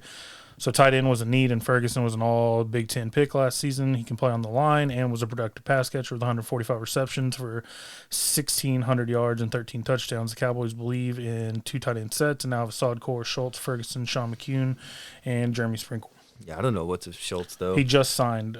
He was the last draft pick to sign. We just got him a couple days ago. Now we got a replacement for Schultz. Round 5, 155 overall, Matt Waletzko, offensive tackle, North Dakota. Cowboys added their second offensive lineman in the draft with Waletzko in the fifth round after taking Tyler Smith in the first at 6'7" and 312. Waletzko started 29 of 32 games in North Dakota at left tackle. The Cowboys have said Smith will play on the left side at guard and tackle, and last year's 4th rounder Josh Ball will play on the right side. So Waletzko is a depth pick, as the team believes they can never have enough offensive linemen. Round 5, 167 is Deron Bland, a cornerback from Fresno State. Bland, who had 5 interceptions and 23 pass deflections in his career, has the size, 6 foot, 197. Coordinator Dan Quinn wants in his cornerbacks. Bland also forced 4 fumbles. The Cowboys follow the philosophy that a team can never have enough cornerbacks, as it should be noted last year's second-round pick, Kelvin Joseph, could be penalized this season by the NFL under the personal conduct policy. And then our last 5th-round pick is the one we're getting killed for. It was rated the worst pick in the entire draft. It's Damone Clark, inside linebacker, LSU. Cowboys have to wait on Clark. He had spinal fusion surgery, and after a herniated disc was found at the combine. If he recovers, then the Cowboys might have a big steal. He had 135 tackles, 15 tackles for loss, 5.5 sacks, and 2 forced fumbles. The Cowboys have been willing to be patient on players before. Jalen Smith comes to mind. Yeah, and when you got like 4 5th-round picks, just throw some spaghetti on the wall, because worst case scenario, you release the guy after a year or 2. Best case, maybe he's a contributor on the team. So someone's always going to take a shit on a pick you take, and I get it. We don't make doesn't make perfect picks, but he's like our 3rd out of 4th, 5th-round pick. Yeah. So I'm good with that. This is my guy right here. 5th-round pick, 178 overall, John Ridgeway. That's who's going to be a baller. In his 1 year at Arkansas, after a 4-year run at Illinois State, he showed he was ready for the jump and level of play. He was credited with 39 tackles, 4 tackles for loss, and 2 sacks for the Razorbacks. He is not going to give much as a pass rusher, but is an exceptional run defender. He brings some size the Cowboys have lacked on the interior with last year's pick, Quentin Bohanna. And for those wondering about Jerry Jones' love for Arkansas, this is just the second Razorback Jones is drafted since 1989. Felix Jones is the other one in the Isn't first that round. weird? I would have thought he would have been taking some Arkansas boys. Where did Quincy Carter go? Georgia. Georgia Tech? Georgia. Was it just Georgia? Yeah. Okay, back to Ridgeway, though. Do you know what his nickname was? No. The Vanilla Gorilla. Oh, my God. What a fucking nickname. Oh, yeah, we're Vanilla. Okay. Oh, you're talking about the gorilla part. Yeah. I didn't get that. I was like, yeah, I'm white, aren't I? Well, it's just because of his size. He's a big-bodied. How big is he? I don't have his stats right here. Probably at least 8 inches. Oh. And then rounding it out, round 6, 193 overall, Devin Harper, a linebacker, Oklahoma State. Knowing Damone Clark, a fifth-round pick, is going to miss his rookie season, the Cowboys added linebacker depth in the 6th round at 6 foot, 234. Harper's smaller than most of the linebackers the Cowboys have, but he can run. In his one season as a full-time starter, he had 96 tackles, 6 sacks, 10 tackles for loss, and 15 QB pressures.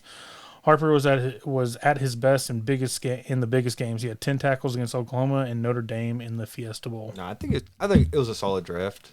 I mean, it's always stupid. It's not a flashy one, but I think it's one that was needed. No, give me all the guys in the trenches. Give me like a bruiser, a mauler on the line. Like that's where it's won. So I just want to kind of run down some overall draft stuff.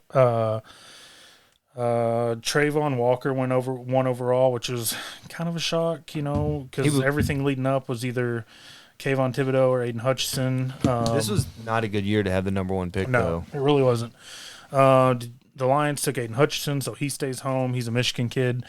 The Texans get Derek Stingley Jr., which, over the years, taking a cornerback that high up didn't prove to work. Who did the Claiborne?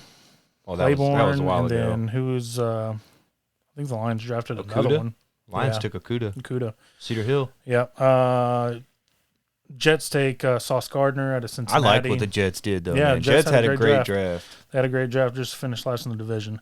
The Giants take Kayvon Thibodeau, which is bad news for us because I think that dude is good. He's good, but there was a reason why he slipped. So maybe whatever that is comes out. Giants get Evan Neal, which is not good because I think he is good. They got 2, like we just said. It's one in the trenches. Well, guess what? They probably got the best edge rusher and the best tackle on the board. Let's see. The Saints got Chris Olave, which they made that weird trade with Philly to get it too, didn't they? It was via Washington. Oh, it says via Washington. Yeah, but I don't know if that was like a trade from like last season or the season before. But which not that long before the draft, Olave was mocked way down to us. Jamison Williams goes to the Lions. Yeah, those receivers. Jamison Williams, who I was going to talk about. I think he's probably my favorite pick of the wide receiver group because he can do so much, but he's also the one who's injured. But the Ravens killed it because they've got Kyle Hamilton, the safety out of Notre Dame at 14. Who a lot of people ranked as the number 1 overall prospect. And then they got Linderbaum right after us at 25. They traded Hollywood Brown to get Linderbaum? Yep. Is that what it was? Basically. To get the rights to the 25th pick. Houston Texans get Kenyon Green. Chargers get Zion Johnson. Those are 2 guys that were kind of linked to us. I hate to say it too, but I remember the Eagles really did well trading for A.J. Brown, and then they got they got a Georgia guy in the first round, and then they got Cam Jurgens, the center from Nebraska. I really liked because I was like, all right, we're not going to get Lindenbaum, we're going to get Jurgens in the second round. And I felt like every time I wanted it was like Eagles were just snagging up guys that I liked. The one quarterback that won the first round, Kenny Pickett, went to the Steelers, so he stays home. Let's see. We already went to Cowboys. Tyler Smith, Tyler Linderbaum went 25 to the Ravens. Cole Strange, which was a strange pick. Yeah, everyone agreed on that one. That was just weird. Green Bay Packers kept up their tradition of not drafting a Rodgers any first round skill player talent. They went Devontae Wyatt out of Georgia. Cincinnati Bengals got a guy that I like, Daxton Hill out of Michigan, a safety. And then the Vikings got Lewis Seen, safety out of Georgia. So how many guys from Georgia? Was it like 5 or 6 in the first round? yeah, it was something stupid ridiculous. That was just like one of those all-time defenses, though. Yep. Like Miami, like 20 years ago, where you're like, yeah, they're gonna have like 12 guys get drafted, and like 7 are off the defensive side. It was just a legendary defense. Yep. So that kind of is a little NFL draft recap. NBA Finals. You're gonna have to tell me what's going on. I know. Oh, man. I know Boston is up 2-1. It could go up 3-1. Yeah, and this is in Boston too. So let me just see. I know it's after halftime. So if it's up 3-1, you got to assume it's over. So we got a little over 6 minutes left in the third, and Boston is up by 5. And right now, if Boston were to win, I would give Jaylen Brown Finals MVP. Yep. I think Tatum's just kind of been like weird ever since he was like making all these Kobe tweets and texting Kobe's number and taking pictures like Kobe. And it's like, bro, at least win one first. Kobe won how many? And you're just now making it to your final appearance. So it's just been kind of weird, a little cringy the way Tatum's been going about all this. But I'm tired of seeing Golden State win, especially since they knocked us out of the Western Finals last round. So as soon as this went down, I was like, yeah, I guess I'm going for Boston because they have Marcus Smart, who's from Flower Mound right here, Al Horford, who was like in his 20th fucking year and just now made his first final. Yeah. But he's been instrumental for them. Oh, he's still a great player. Like, he's still an above average player. I don't know. They just got more guys. I've always liked Robert Williams, their center. I think they call him Time Lord, which is a cool nickname. So there's just, I know they've already have like 17 championships, so really they're not much of an underdog when they've made so many final appearances. But yeah, I'm going for Boston just because I'm tired of seeing Steph Curry chew on his mouthpiece. Yep. All right. And I saw from game, what was it? Game 3. My guy Guy Fieri was courtside. Yeah, he's been at a few of these games. Bob Menery. I got one last stat for this game. I saw his pregame. Draymond Green, who I predicted to be in the Hall of Fame one day, making me look like an idiot because right now it says in this series he has 15 points and 15 fouls. He's fouled out twice already. Now, I usually don't side with Kendrick Perkins. I think No, I don't like him that much. He's he's like a headlines baiter. Like he just says shit to. Yeah, I hate guys like that. But he talked about Draymond after game 3. He's like, he looked like he was more prepared for his podcast than playing basketball. Because he's getting a lot of shit for his podcast. His podcast. Draymond is. Why is he getting shit? Just because he's focusing too much on it? Yeah.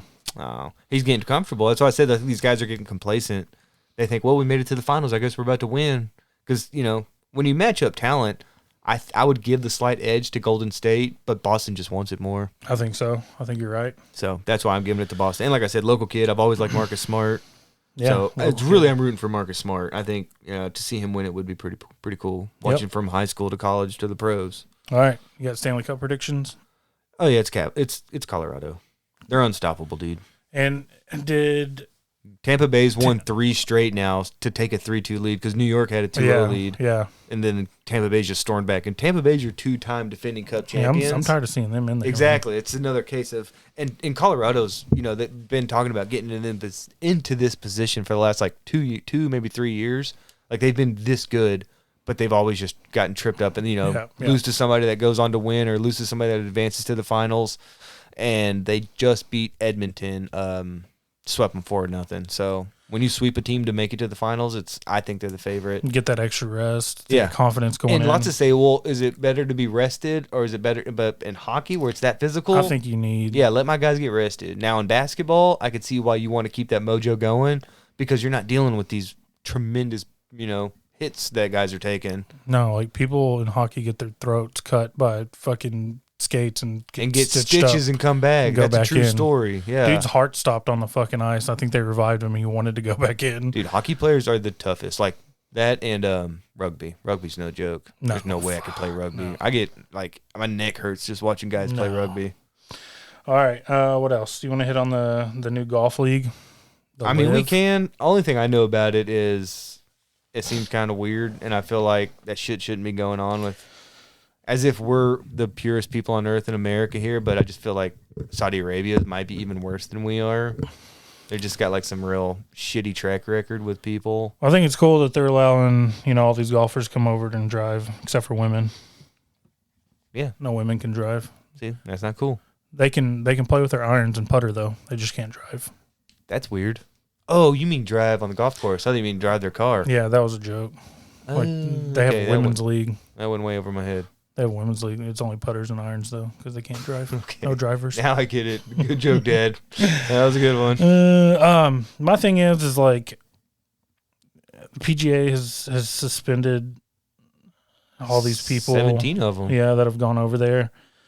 But it's like they want to treat them like contractors, like 1099 employees, like free agents. Yeah, and see, they don't. To me, they don't have the right to do that until they want to exercise their right to be free agents and contractors.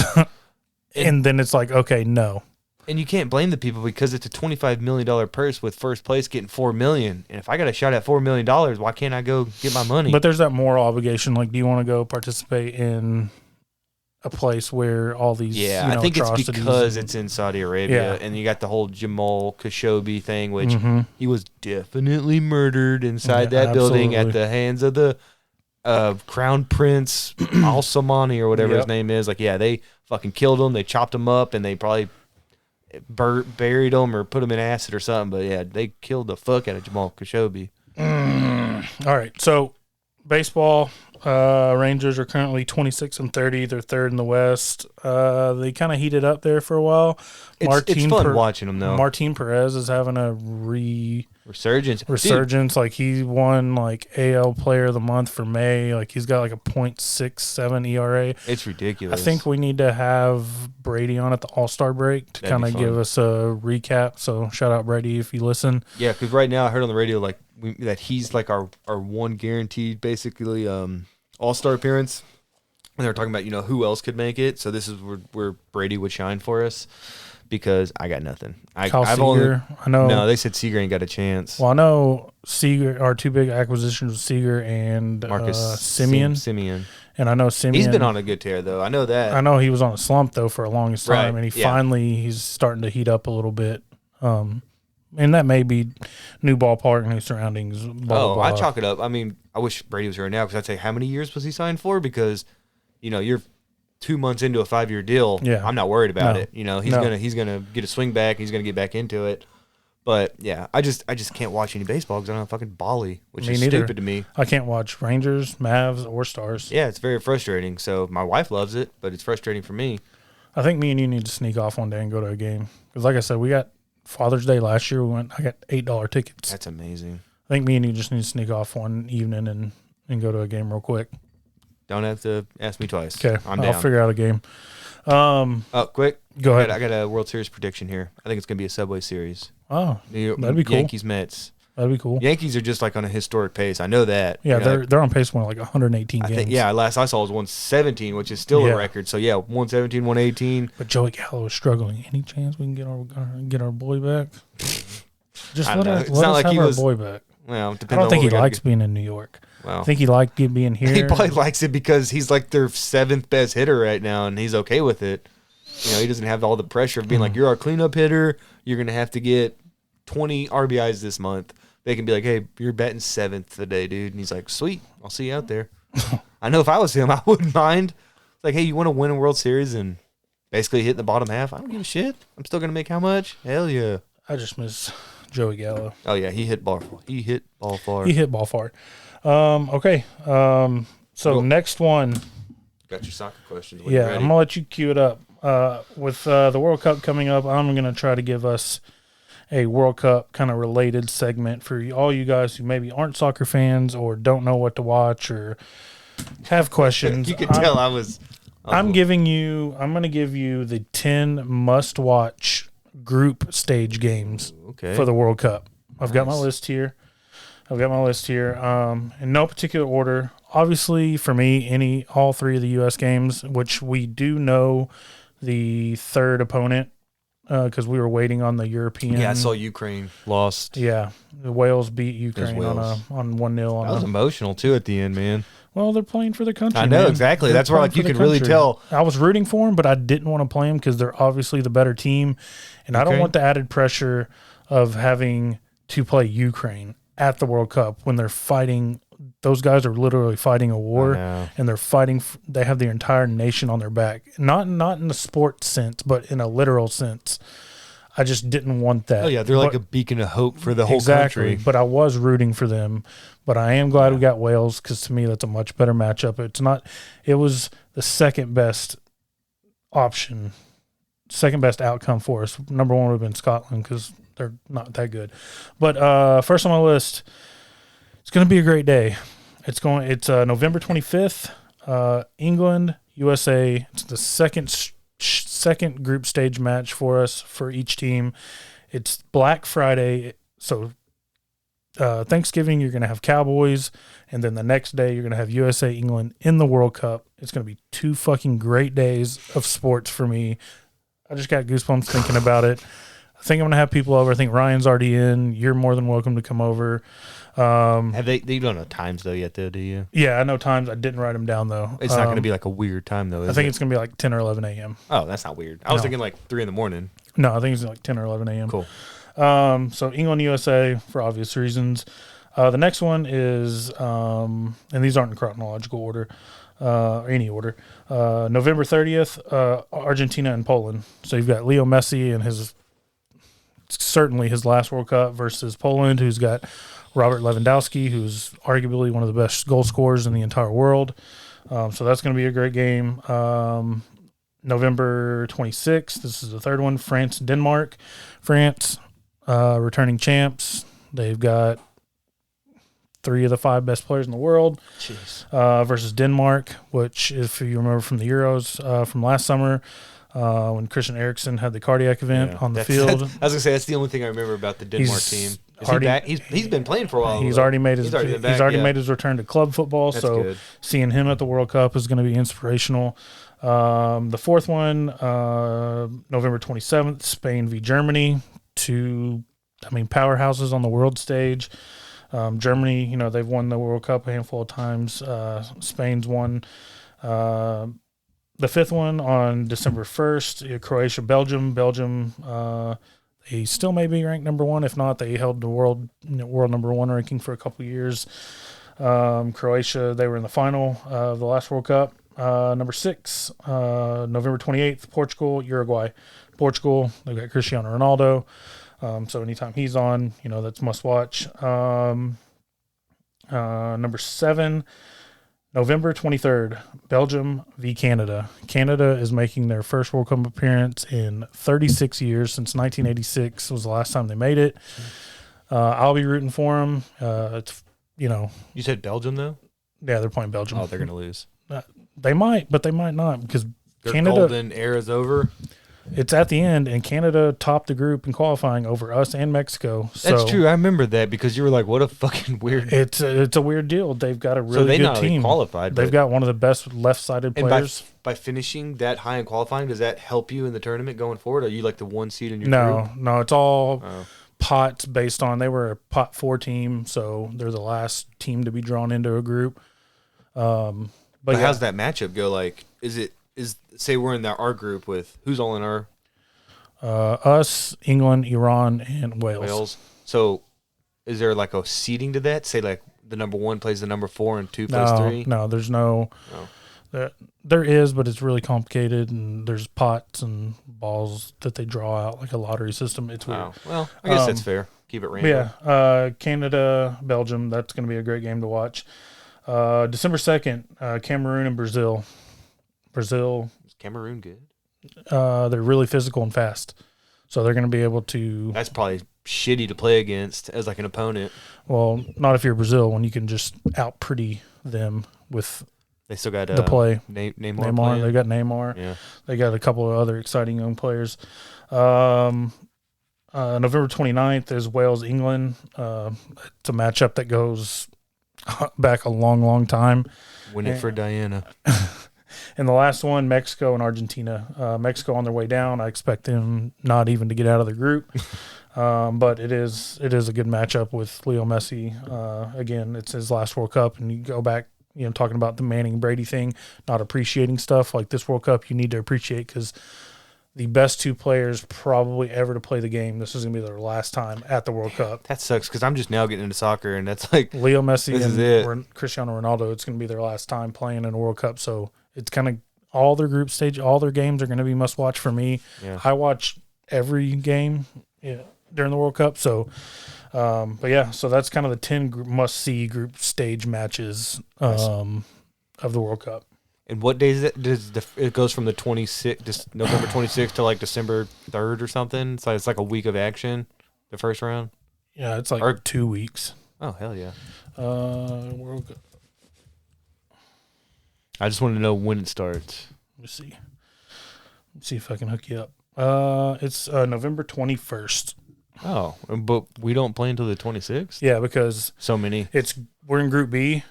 We don't play until the 21st. Oh. So it's Group A and B play on the first day. So Group A, so it goes Group A, B, C, D, E, F, G, H. So they'll play Group A and B will play on day 1, C and D on day 2, E and F on day 3, G and H on day 4, and then they'll snake it back around. So match day 1 is Senegal, Netherlands. That's the kickoff game at 4 a.m. November 21st. So November 21st runs is the start of the tournament, and then let me see if I can get you a final. Is December 18th. Oh, that's the final. So group stage is November 21st to December 2nd, the round of 16, which is the first knockout round, December 3rd through 6th, quarterfinals December 9th through 10th, 9th and 10th, semifinals December 13th to 14th, the third place match is December 17th, and then the finals December 18th. You know, and where can I view this? It's got to be on primetime somewhere. Yeah, it's going to be on like Fox or like one of the major networks. It's going to be like Fox. That's smart for Fox for buying those rights. FS1, that's going to be huge fucking viewing. FS2. It's going to be, that type of. So I do have. Let me see. So U.S. Wales, which is the first match on November 21st, going to be at 2 p.m. U.S. England is going to be 2 p.m. Oh, cool. And then U.S. Iran is going to be 2 p.m. So all of our games are at 2 p.m. I can make that. Perfect. Yeah, I'll probably get off at work and be able to catch up in the first half. That's perfect. So you got first games start at 5 a.m. and then the last game start at 2 p.m. Looks like that's kind of the daily schedule. So you got questions? Yeah, we'll keep this soccer train rolling. So these are really random. I don't remember what I was doing. I just started writing stuff down. Shoot. I was watching something. First one. These are just questions for you, okay? Not necessarily. This is like your opinion. Yep. Soccer or football? Soccer. Is there anything equivalent to like an and one? Like you can score a goal and get possession back, or is it just okay? I didn't know if like you were kicking it and you got fouled. It's like you get a goal and a penalty kick. No. That'd been pretty cool. Maybe they can work on that. Maybe we should submit that. Maybe spice it up a little bit. Is it a jersey or a kit?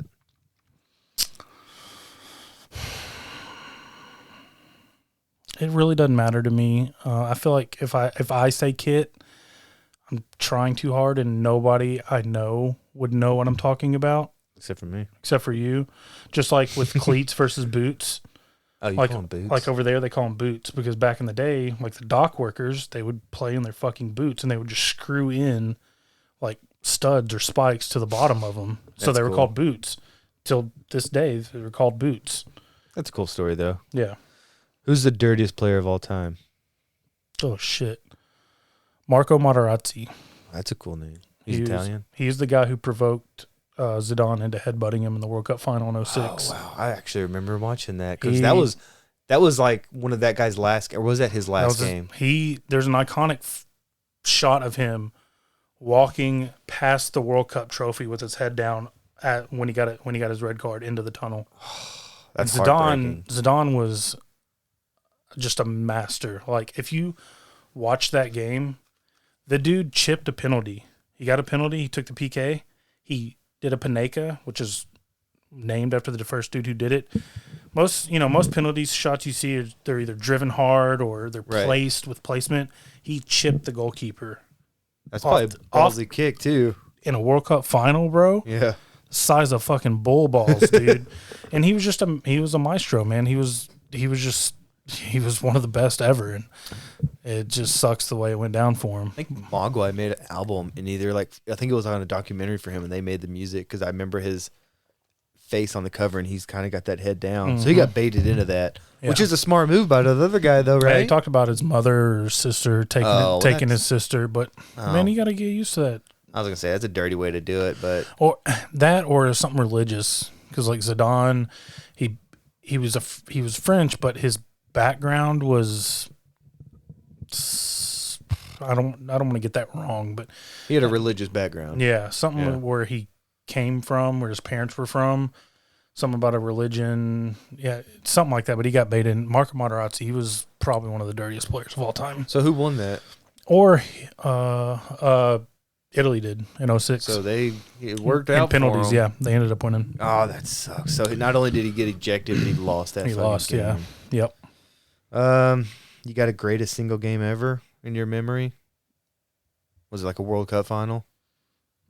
Probably that U.S.-Mexico round of 16 game in 2002. That game that kind of changed your life. Yeah.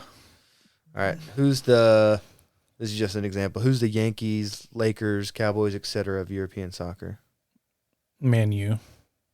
Best. More so the Cowboys because they had a lot of success in the 90s and really haven't done shit. But still claim that they're the best. I mean, they're probably one of the most valuable, and they don't win titles anymore. Yeah, sounds exactly like the Cowboys. Yeah. All right. Who's the best player alive that I've never heard of? Best player alive you've never heard of. You've heard of him, probably. Shoot, that's hard. That's what she said. Let me think on that. All right, we'll come back. Let me think on that. What's the percentage chance that FC Dallas wins a championship this year or in the next 3 to 5? Percentage chance? Can you put a number on it? 12. That's a random number. 12%. There's a 12% chance. All right, better than 0. Sorry, man. Like, you're talking to a Dallas sports fan. Yeah, keeping it real. 12%. Are there any former EPL players who are new to the MLS that I should watch? Former EPL players. We're not really importing that many old dudes anymore. No, not former EPL. Somebody's coming here, right? Isn't there a contract that says Messi's coming in 2023. Messi's got and he's getting like 30% of the Miami club. He's going to be owner of. Yeah. Is he getting? Is that his salary? Or is he getting a salary plus that? Shit, he's probably getting a fucking salary too. That's what I'm saying. So not only is he getting paid, but no, you can come and be almost a third owner. Yeah, good for him. You want to move on to the next one? Yeah. This one I probably should know, but I think the answer's 2. How many yellow cards you get before you're ejected? 2. Just 2 equal 1 red? Yeah, so you get 1, and on your second yellow, it's a red. Okay, I knew that. Okay, this is a team question. Is there a limit to yellow or red cards a team can get? Is it just like if you get so many reds and you run out of players, you got to forfeit? Has that ever happened? I think if you go below, if you get below 8 players, so if you get 4 red cards, you're done. Okay, so there is a limit. You can't get so many. No, I think you have. That's probably rare though, right? That 4 guys get a red card in one game. That's a wild. That'd be a fun game to watch. That's just that's a shit show of a game. That's like a men's league Sunday men's league shit that I've been a part of. Yeah, that's some 7 beers deep trying to relive some glory days. All right, I got one for you. There's a guy who plays for Orlando City. He played for Chelsea. Alexandre Pato. He's Brazilian. He played for AC Milan, Chelsea. But yeah, he's playing for Orlando City. I forgot about him. But yeah. And then Victor Wanyama, he played for Tottenham for a while. He's playing for Montreal. Yeah, that's really kind of it. Ryan Shawcross, he was a big lumbering defender. He plays for Inter Miami. Yeah, that's about it. So just till Messi gets here. Which will be fun. He'll still be, even when he's 40, be the best player, one of the best players in America in MLS. Is that too bold of a statement? No. Not at all. Okay, who's the most infamous player? Infamous. Like George Best. So I know that guy. Probably like Diego Maradona. Oh, Because the that's a good dude was one. like fucking coked up and like the best player in the world. Yeah, I heard, there's like an HBO documentary that I've heard I've got to watch about that just because of the character he was. So that's a good answer. Yeah, I mean, probably Maradona or Yeah, if they make a documentary about your cocaine use, I think you're pretty infamous. And wasn't he extremely good though too? Or was he more of a- Maradona. yeah, Yeah, he was one of the best players in the world. that's what I'm saying. So he could do all that, but he was like one of the greatest. Yeah. I mean, he's got some controversy around him because, like, I think in the '82 or '86 World Cup, or maybe I don't think it was '90. He had the hand of God goal. Yeah, that was him. Where he went up to head it and punched it in for a goal. That was him. That ended up being like the decisive goal, wasn't it? Yeah, won it. So, in your opinion, did he touch it? Yeah, oh yeah, Everyone, clear as day. if they would have had that VAR, yeah. they would have recalled Yeah, it. oh yeah. Yeah. Of course, in Argentina, I don't know. Let's see. I had most infamous game or moment. So maybe the hand of God moment. Is that like one of the more infamous Yeah, and then moments? if you go 'Cause back, that was the World Cup. That's the biggest stage. well, more closer to home, if you go back and look at the '02 World Cup after we beat Mexico in the round of 32, made it to the quarterfinals against Germany, and we had a game-winning goal cleared off the line with a handball. Torsten Frings was on the line. You know how they, hand behind the back thing? Well, his hands to his side, and he chicken winged it. Can you hit any part of your arm? Like elbows counts? That counts as an interference. Bicep up here counts. Yeah, it's handball. Damn. If That cost us the game. Yeah, we lost. That was probably a good team. We were on the way to a World Cup semifinal with a team Have we made it that far? in like 1930 Oh, well. whatever, but that doesn't count. Right. It doesn't count. It doesn't count. Back when Hitler got the news. Yeah. I mean, with a team that was really young, you had like a 20-year-old Landon Donovan, you had like a 19-year-old DeMarcus Beasley. Who was that goalkeeper? Like Howard? Tim Howard was super young, although he wasn't starting. I don't think he was on that squad. That was a World Cup too soon for him. Who was there a Bradley or a Brantley? Michael Bradley. Bradley. Yeah. He was really good, wasn't he? Yeah, he's probably He's a little too young. he wasn't on that squad. He was on the '06 squad. Okay. He played for his dad. His dad, Bob Bradley, managed that squad. But it's controversial, but he's probably the best midfielder we've ever had. He was just such a rock. You could write his name in pen there for a few years. I mean, you could write him in every game. Yeah. He's like yeah. Cal Ripken. Yeah. He was a good one for a while. Last part of that was the biggest bad boy. Maradona. Eric Cantona. Played for Man U in the 90s. He was French.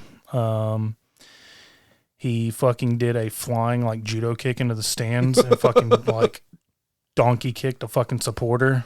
Oh shit. He was a fucking bad bitch, dude. That sounds like a bad boy. He was a bad bitch. Who's the best name in soccer, current or all time? Like the coolest name. the name? Yeah, like Dick Trickle was the Dick greatest Trickle. NASCAR driver of all time. I remember playing with this dude on FIFA. He was like Nigerian or maybe French or something, but his last name was Bong. And I always thought it was cool. Like when I played my manager mode, I would always go sign him just because his name was Bong, and I was smoking a lot of weed back then. He was like a 56 overall. I was like, you know what? You're coming for name alone. Yeah, somebody's got to ride the bench. All right, who's the best player under the age of 21? I said 21 to 23. I don't know the right range. 21, 23, Kylian Mbappe. That's what I thought. He's the French guy. He's like 23. He came on in the last World Cup, Yeah. didn't he? So he Yeah, would have been like- a fucking teenager at that point? Yeah. Jeez. Yeah, because I remember them saying this might be the best player in the world at this moment. And he was like 19 or something. Yeah, he's set for life. I got next one. Oldest current professional team. Would it be an EPL team? It's gotta be. Because they predate Does it predate Civil War? Or is it more like 1870s, 1880s? It's like 1880s. It's got to be like Celtic or Rangers. They're Scottish, or Man U or one of these, That's easily Googleable. Another guy, 21 to 23, he's Canadian. He plays for Bayern Munich. Alphonso Davies. He's a left back and a left-sided winger. There's your answer to why Canada's making a run. I saw him play for the Whitecaps because he was a Whitecaps player before he went over to Europe, and he was like 17, and he was like the best player on the field. Wow. And he was just unreal. Good for those guys.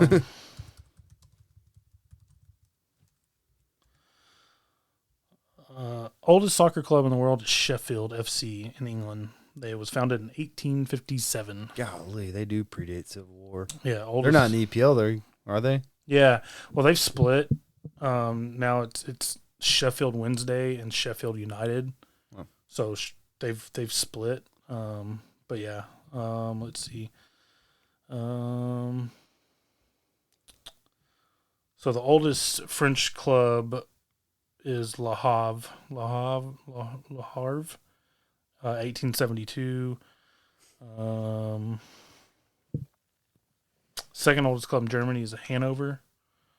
Oldest club in Italy is Genoa, 1891. So yeah, there's some old ones. There's some great history there. There's some old ones. All right, couple more. Okay. Most gruesome on-field injury, like the Joe Theismann or Alex Smith of the soccer world. I saw one of my club teammates break his femur. Ew. Sounded like a shotgun going off. Oh. Abby Wambach, she played for the U.S. women's team. Say that sounds familiar. She had a pretty nasty tib-fib compound through the skin sock. Yeah, those compounds are disgusting. And I don't know who they were, but I used to watch these YouTube videos, and like there was this one out of Italy. The dude snapped his tib-fib through the skin sock and everything, and his heel touched his hamstring because it was just nothing there. Yeah, it was just hanging. That's brutal. Peter Cech, he was a goalkeeper for Chelsea. He had to wear a helmet, like one of those padded helmets, those black ones. He got a skull fracture. He was like diving for a ball, and somebody was like going to make a play.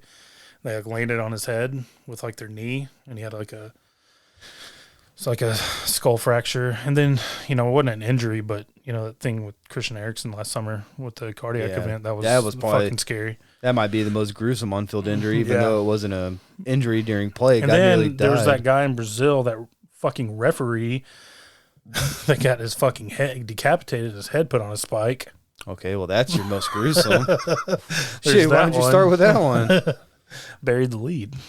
Whose career was cut short, Len Bias style? So they were like, died suddenly at a young age. Oh. Man, I don't know.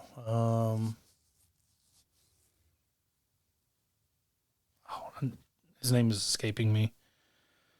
I got an easy one for you then while you look it up. What's the pitch mean? The field. That's the field itself? Mm-hmm. So when you say let's take the pitch, take the field, like take the pitch. field? Yeah. Okay. Some other ones, like I'm not a Euro snob when it comes to like soccer versus football or cleats, boots, jersey. I know one though. It's a keeper. Yeah, it's a goalkeeper, not a goalie. It's not goalie's a goalie. in hockey. It's a keeper. It's a goalkeeper. It's a goalkeeper. Can I just call it a keeper, or has it got to be a goalkeeper? No, you can say keeper. Okay, Keeper's I feel Keeper's cooler fine. just saying keeper. You looking that one up? Yeah. Guy died young? Yeah. All right, then I only got 3 more. Shoot. Oh, who's your dark horse candidate to win this World Cup? Like your big underdog.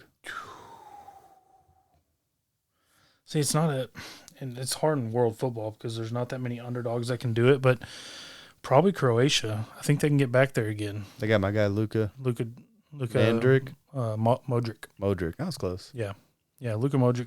What about Egypt with their striker? What's his name? He just won Mohamed Salah. Didn't he just win like Golden premier Boot. player of the? Oh, I think he won Golden Boot, which is top scorer. the equivalent of like, is that their MVP basically, or is that? No, they have a player of score? the year, but yeah, they have like a top scorer, and that's Golden Boot. They didn't make it. Hey, They did that not sucks. qualify. All right, well, I'm going for Croatia because I like that I like that little Luka dude. Yeah, I like Luka Modric. He's really good. So yeah, I can't believe I freaking forgot about this dude. Andres Escobar. He's the guy who scored the own goal in the World Cup, the Colombian dude, and got taken out. He got shot. Taken out. He got shot when he went back home. Golly. Yeah, Andres Escobar. What It was game a great was that? 30. It's the. I think it was the U.S. It was the U.S. That had to have been during the Escobar years, huh? It was. Yeah, Yeah. it was in a 30 for 30 about Escobar. The 2 Escobars? Yeah. I need to watch that Dude, one. it's That's so on my fucking good. what I've been. I think that was ranked as like the number 3 30 for 30. Yeah, yeah. He died at 27. Damn, because it was an own goal. He scored an own goal. Imagine against the US. doing that and then knowing, because you at that point when you're playing in fucking for Colombia, and you do that, you're like, I could die for this mistake, and then he really did. Dude, it's crazy. This is a dead body on this website. They're showing. Holy shit! This guy died on the field, and they're showing his body. Oh, he died on the field? Fuck, dude. Like right after the match, they killed him. No, not Escobar. It's another guy that I've never heard of, but he played for Cameroon and he played for apparently Man City, but he collapsed on the field and they're showing him like collapse and his eyes are just wide open looking up in the sky. What'd he die from? Like cardiac arrest? Yeah, he died on the field. Chiek Tiote, that's the dude I was thinking of. He played at Newcastle. He died at 30. He collapsed at training. Damn. That's the dude I was thinking of, but I can't remember. I forgot about Andres Escobar. Yeah, that was probably I need to watch that one. Dude, That's really been good. on my list. It's really good. You'll see. I've watched a shitload of 30 for 30s, and that's one I keep skipping for whatever it's really reason. good, man. All right, 2 more. In your opinion, what's the worst part about soccer, and what's the best part?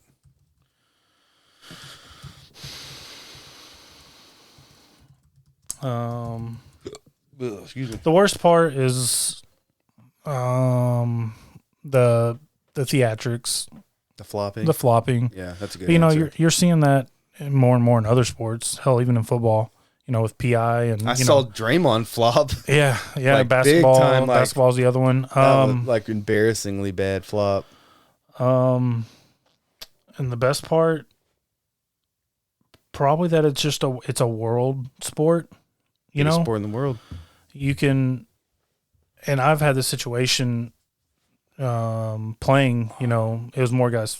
You know, the Spanish English thing, but you don't have to speak the same language as somebody, but you step on a field with them and automatically you click. Yeah. You know exactly what people are thinking. Oh yeah, because these teams are, especially in like EPL and all them, they're what's it called? This mixing pot of culture. Yeah, and it's just probably that it's a world sport.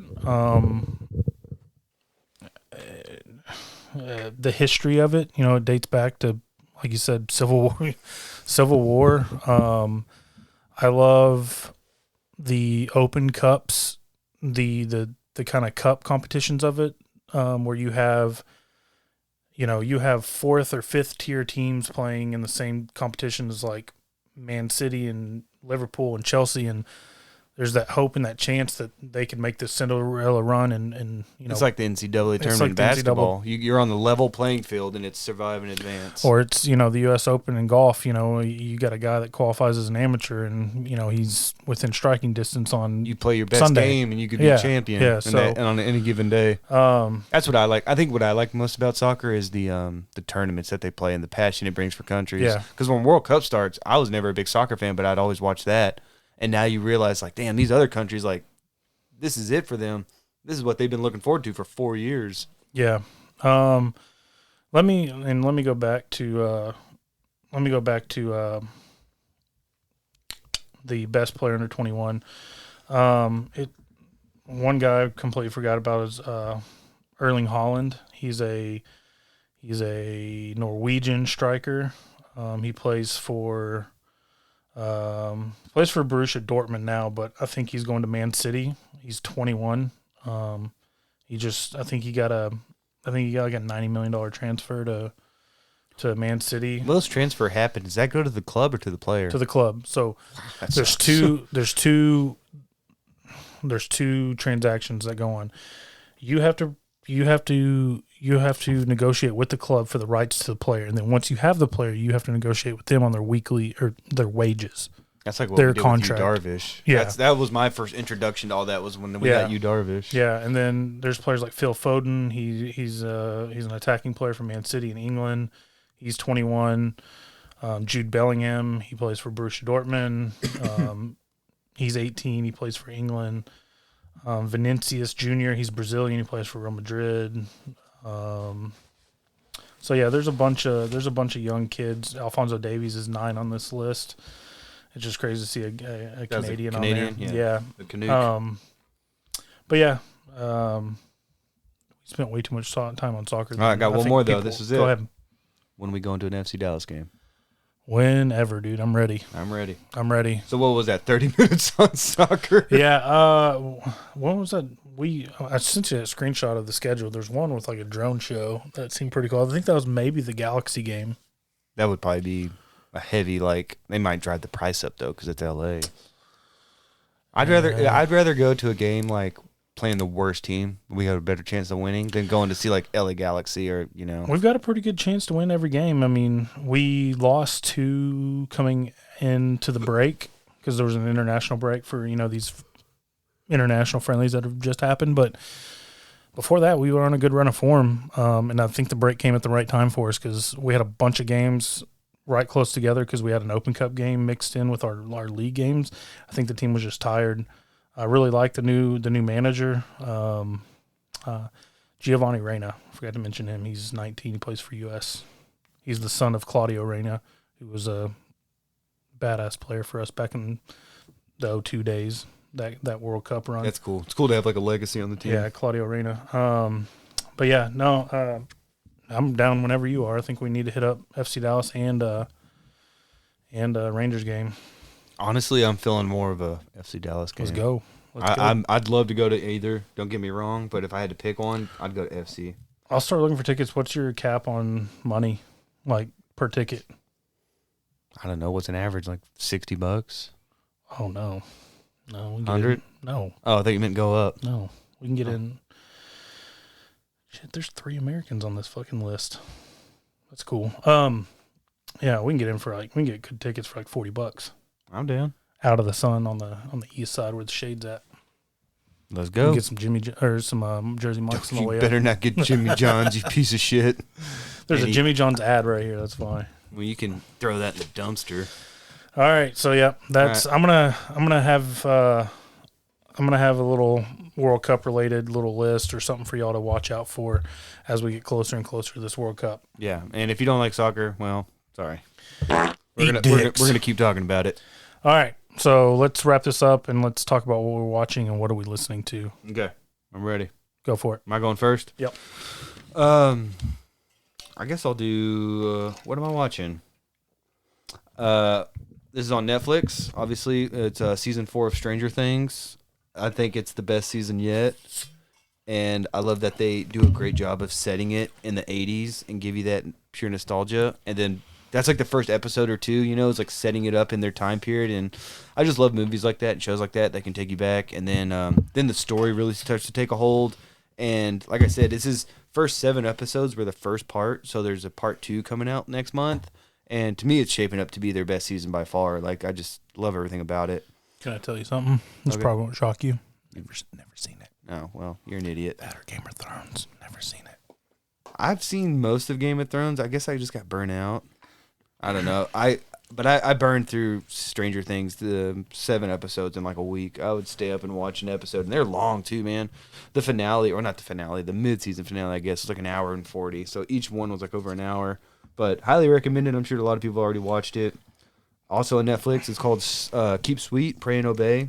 And that's the Warren Jeffs in the FLDS, the Fundamentals of Latter-day Saints. Yeah. Yeah, all you got to know about him, he has the most punchable face I've ever seen in my life. He's a piece of shit that would molest, rape, and then marry off like 12, 13, 14-year-old girls to other members of his church because the more like wives you had, you know, like the closer you were to God, and he was the prophet, so everything he had to do that he said was through the word of God. And just know he's serving life in prison for raping little girls now. So it's terrible to see, but me and Claire finished it today. It was 4 parts. Each were just under an hour, like 45 minutes. So it's easy to get through. This is on HBO, and that's the new season of Barry, season 3. I'm a big Bill Hader fan, and I never knew he could play like such a vicious killer role, but I think he's doing great at it. And his dream was to always be a director / showrunner, and he's not only doing it, but he's killing it. Literally. That was my little dad joke. This is on Disney Plus. This is me and Ellie, the new Chip and Dale Rescue Rangers. Oh, nice. Fantastic. It has Andy Sandberg and John Mulaney voice the Chip and Dale. I just put they make it enjoyable for the adults. It's a live action that reminds me of Who Framed Roger Rabbit, who actually makes a cameo in that movie. So that's cool. So that's the kind of movie it is, live action. We watched Muppets Most Wanted. I always loved the Muppets, and now I've passed on that passion to Elizabeth, so she's a big Muppets fan now, and she keeps quoting Kermit, which is adorable. Also on on Disney Plus was the new Obi-Wan Kenobi. Started that show. I'm all caught up on that. That's solid. I think People Magazine needs to get it right this year and name Ewan McGregor Sexiest Man Alive. It's a no doubter. Fair enough. And then on Hulu, this is all the 30 for 30s I've watched like in the past month. The Band That Wouldn't Die, The Legend of Jimmy the Greek, Silly Little Game, Once Brothers, The Best There Never Was, Big Shot, I Hate Christian Laettner, Hit It Hard, George Best all by himself, Tommy, Say How, 42 to 1, and The Tuck Rule. And those are, like I said, all in the last 2 weeks. I've just been burning through because Claire will fall asleep and I just stay up and watch 30 for 30. Yeah. And I'll let you do your watching, or do I just finish up with my listening? I can do my watching real quick. All right, and then I'll do listening. So, while I've not seen like that many great all-time movies, I am a sucker for like shitty, like, I don't know, like government conspiracy or government like politics type. Like House of Cards is one of my favorite shows of all time. Anything like spy related, like the Bourne series, some of my favorite movies. Yeah, those are all good all time. So I thought you were going to say a shitty movie. No, I watched both Jack Reachers, with Tom Cruise, which a little disappointing. Yeah, they were okay. And then I watched Reacher, the series, which is much more in tune with who Jack Reacher was in the books. I like that. I have read Jack Reacher books. You read them all? Not all, but I've read some. I thought there was a shitload. No, there are. I've read some of them. Yeah. Which the dude who plays Jack Reacher in Reacher, the series, was on Blue Mountain State. I saw that because I had to look him up. Yeah. He was like the big idiot jogger, like an asshole. Yeah. Hey, but good for him for not getting stereotyped. Like that was like that was a big role. Yeah. And the chick in Reacher series is a smoke show, and you see her titties. It's pretty cool. Pretty cool. Boobies. Right, you little kid. I watched, kept on that theme, both Jack Ryan seasons on. I like both those too. Dude. What's his face is such a fucking John Krasinski. I think I like, if I remember right, I think I like season 1 more. Was that the like more Muslim, and then season 2 was like Venezuela? Yeah. Yeah, I like they were both really good, but I remember good. season 1. I like season 1 more. So I was reading up, I was like, okay, first thing I do when I finish the series, I'm like, is there a season whatever, the next season? Apparently season 3 is already in the can, and then they're filming season 4, so I'm just waiting for them to release season 3, please. Oh yeah. And then I've never seen Sicario, and I watched Sicario. You watched the second one? I was tried, but I couldn't watch it for free. I had to like rent it for like $4. I just didn't feel like doing it. Dude, I love that guy. Benicio del Toro. No, Tyler Sheridan, the guy that wrote it. Oh yeah, he was the guy from Sons of Anarchy. He was the sheriff. Yeah, and then he got his start like writing and directing, and I think he wrote both of them. And then isn't he doing like Yellowstone? Yeah, he's a co-creator of that. Yeah. He's made Hell or High Water, which is really good. That's about like Texas bank robbers. Yeah. And then he made Wind River, and that's what he wrote and directed. And that was that was about like a girl getting kidnapped off like native land and having to discover her. So he makes really good movies. Yeah. And Sicario's badass. It's about like Mexican hitmen and shit. Yeah, I didn't like Emily Blunt's character. She was just like, you've seen it obviously? Mm-hmm. She's just like, we don't do things like this. I'm like, bitch, obviously you're on another fucking level. Like, of ignorance. Like, just stop with the whole moral and upright act. Like, these dudes are doing shit that... And then this final scene where he tracks down the dude who killed his wife and kids, and he sits down at the dinner table. that was brutal. So fucking badass. Yeah, I was gonna say the opening scene when they're at that movie and they find him in the walls, and then that dinner scene where he goes to his house and he they're all at a dinner table outside, and you're like, oh shit, this is gonna be good. Dude, it's so quick. He's just like, and fucking takes out his wife and kids, and then he saves him for last. That's brutal. So fucking cool. But yeah, so that's everything I watched. You would like the second one. It's good. Yeah, I'm gonna watch it, and then of course I watch BB Canada, and then what else did I watch? There's probably a couple other things I watched, and it's been so long, dude. That's I was just trying to think of what I've watched recently. Yeah, I just love, like I said, I love anything CIA, spy, anything like that. I watched Zero Dark 30 again. I've seen it like 3 or 4 times. Good. It's really good. And then I think it's like 16 hours on Benghazi. 12 hours? 12 hours, something like that. Yeah, I watched that with again. John Krasinski. Such a fucking bro. And then I'll be on TikTok and I'll watch, like, somebody will post like an old Office clip. I'm like, that dude has had a major glow up. You know, he auditioned for Captain America, and it was between him and Chris Evans, and it was a real toss-up. And he tells another story, like maybe it was Thor. Like he auditioned for Thor 2, and like he's sitting down, like waiting to go in, and then Chris Hemsworth like walks out with his shirt off. He's like, all right, I'm done here. Yeah, he's like, all right, well, that guy just fucking got the part. He was like, all right, yeah, no, we're good here. Dude, that new Thor movie looks really good too. I gotta go see that. I want to see Top Gun because I love the original so much. I've heard it's really good. I've heard it's really good. It was his biggest box office opening of all time. And that's crazy to think with all the Mission Impossible films he's done. All the films. He's like a genuine A-lister, like counted in the bank guy. I think going back to the Jack Reacher stuff, I liked Tom Cruise's acting better than the other dude in the series, but I think the dude in the series is closer to what Jack Reacher. Yeah, Jack Reacher's 6'5", 270 pounds or whatever. Yeah, but and then little Tom Cruise steps up and get the fuck out of here. I know you're a badass. You're in great shape, but his acting was better. He's obviously a better actor than right. the boy. This other guy's just a meathead who looked the part. Yeah, who could act a little, but Tom Cruise is. And I've always liked Tom Cruise. I don't care what people say, dude. Have you seen the? He's crazy, but I like him. Have you seen the Reacher series? Mm-hmm. Oh, you've seen it. Okay, cool. Yeah, I liked it. Yeah, me too. All right. What am I listening to? Yep. This is one I recommended to you. Yeah, I've never listened to anything about Albert Fish ever fucking again. Yeah. So it's Murder in America, and it's a true crime podcast that takes a state-by-state look at the most infamous homicides across the United States of America.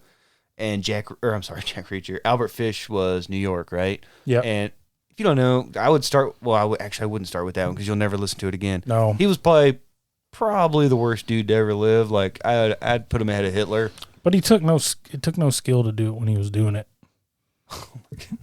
Yeah, but what he did was just shooting fish in a barrel, bro. There's no cameras. There's no fucking DNA. You're right. Yeah, we talked about the golden era.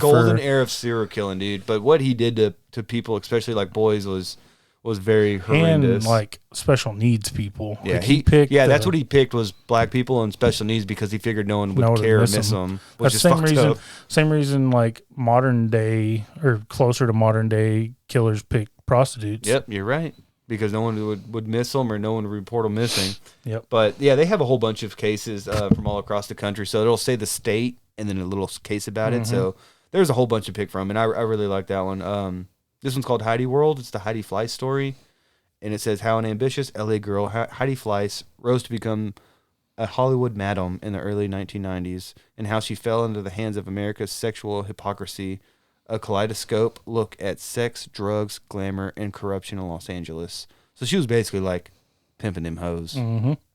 And what happened to her was kind of fucked up because she ended up getting, like the worst of it, while all the Johns got off scot-free because it was like the biggest hitters in Hollywood, were her clients. I mean, there was women getting like $5,000 for a blowjob, so they had like expensive clients.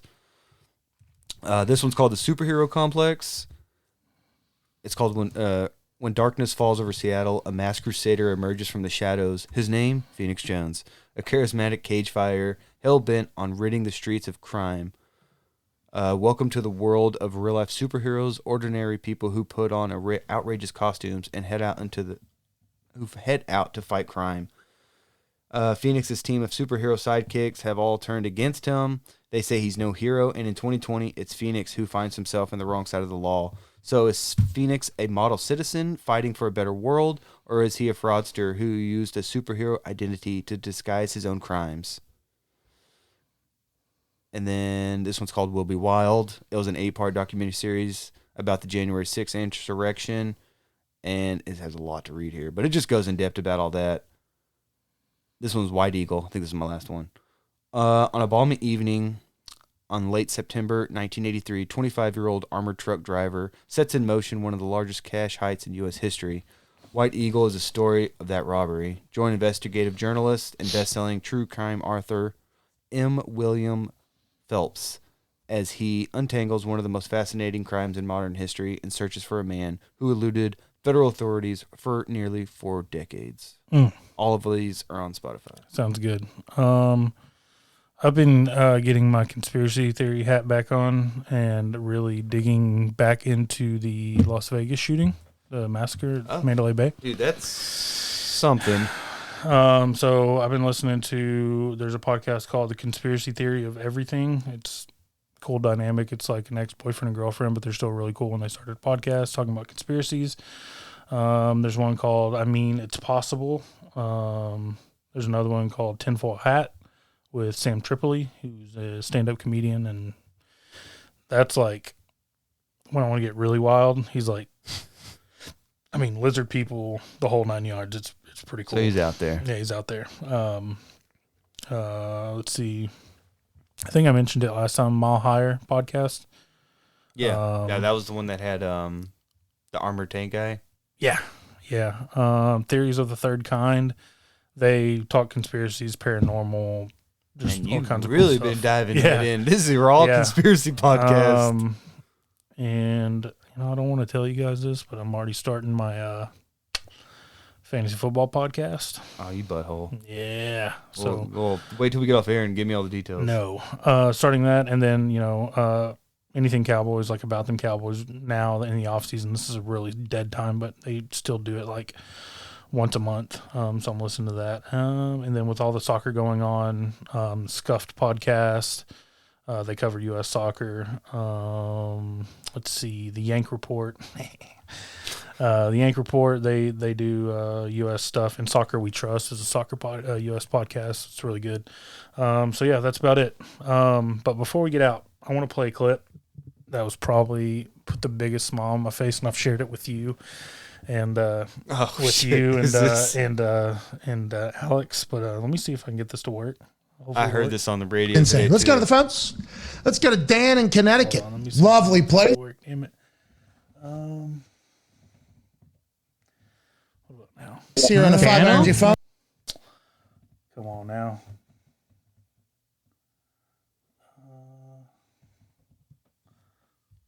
Online. What's going on, Dano? All right. Sorry.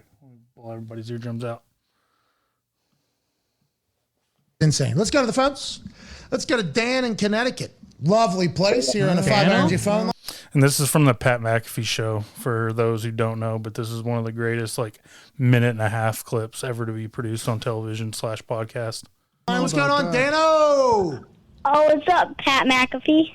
Dan, you are too young to listen to this show. I can tell through. I think. How old? I'm not Dan. I am Owen. Mitt.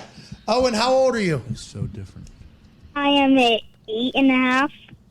Oh, that's good. 8.5. If you're telling us you're half age, you're too young to be listening. That's a good point. What's on your mind, pal? What do you want to talk about, Owen? I want to talk about how inspiring this show is, and how you're inspiring this whole entire world with how you're talking about sports. He brings you in. And how you're talking about your life experience. Thank you, Owen. Owen, thank you. Love you, Owen. Thank you, Owen. I'm taking her on and the also, fuck Boston College.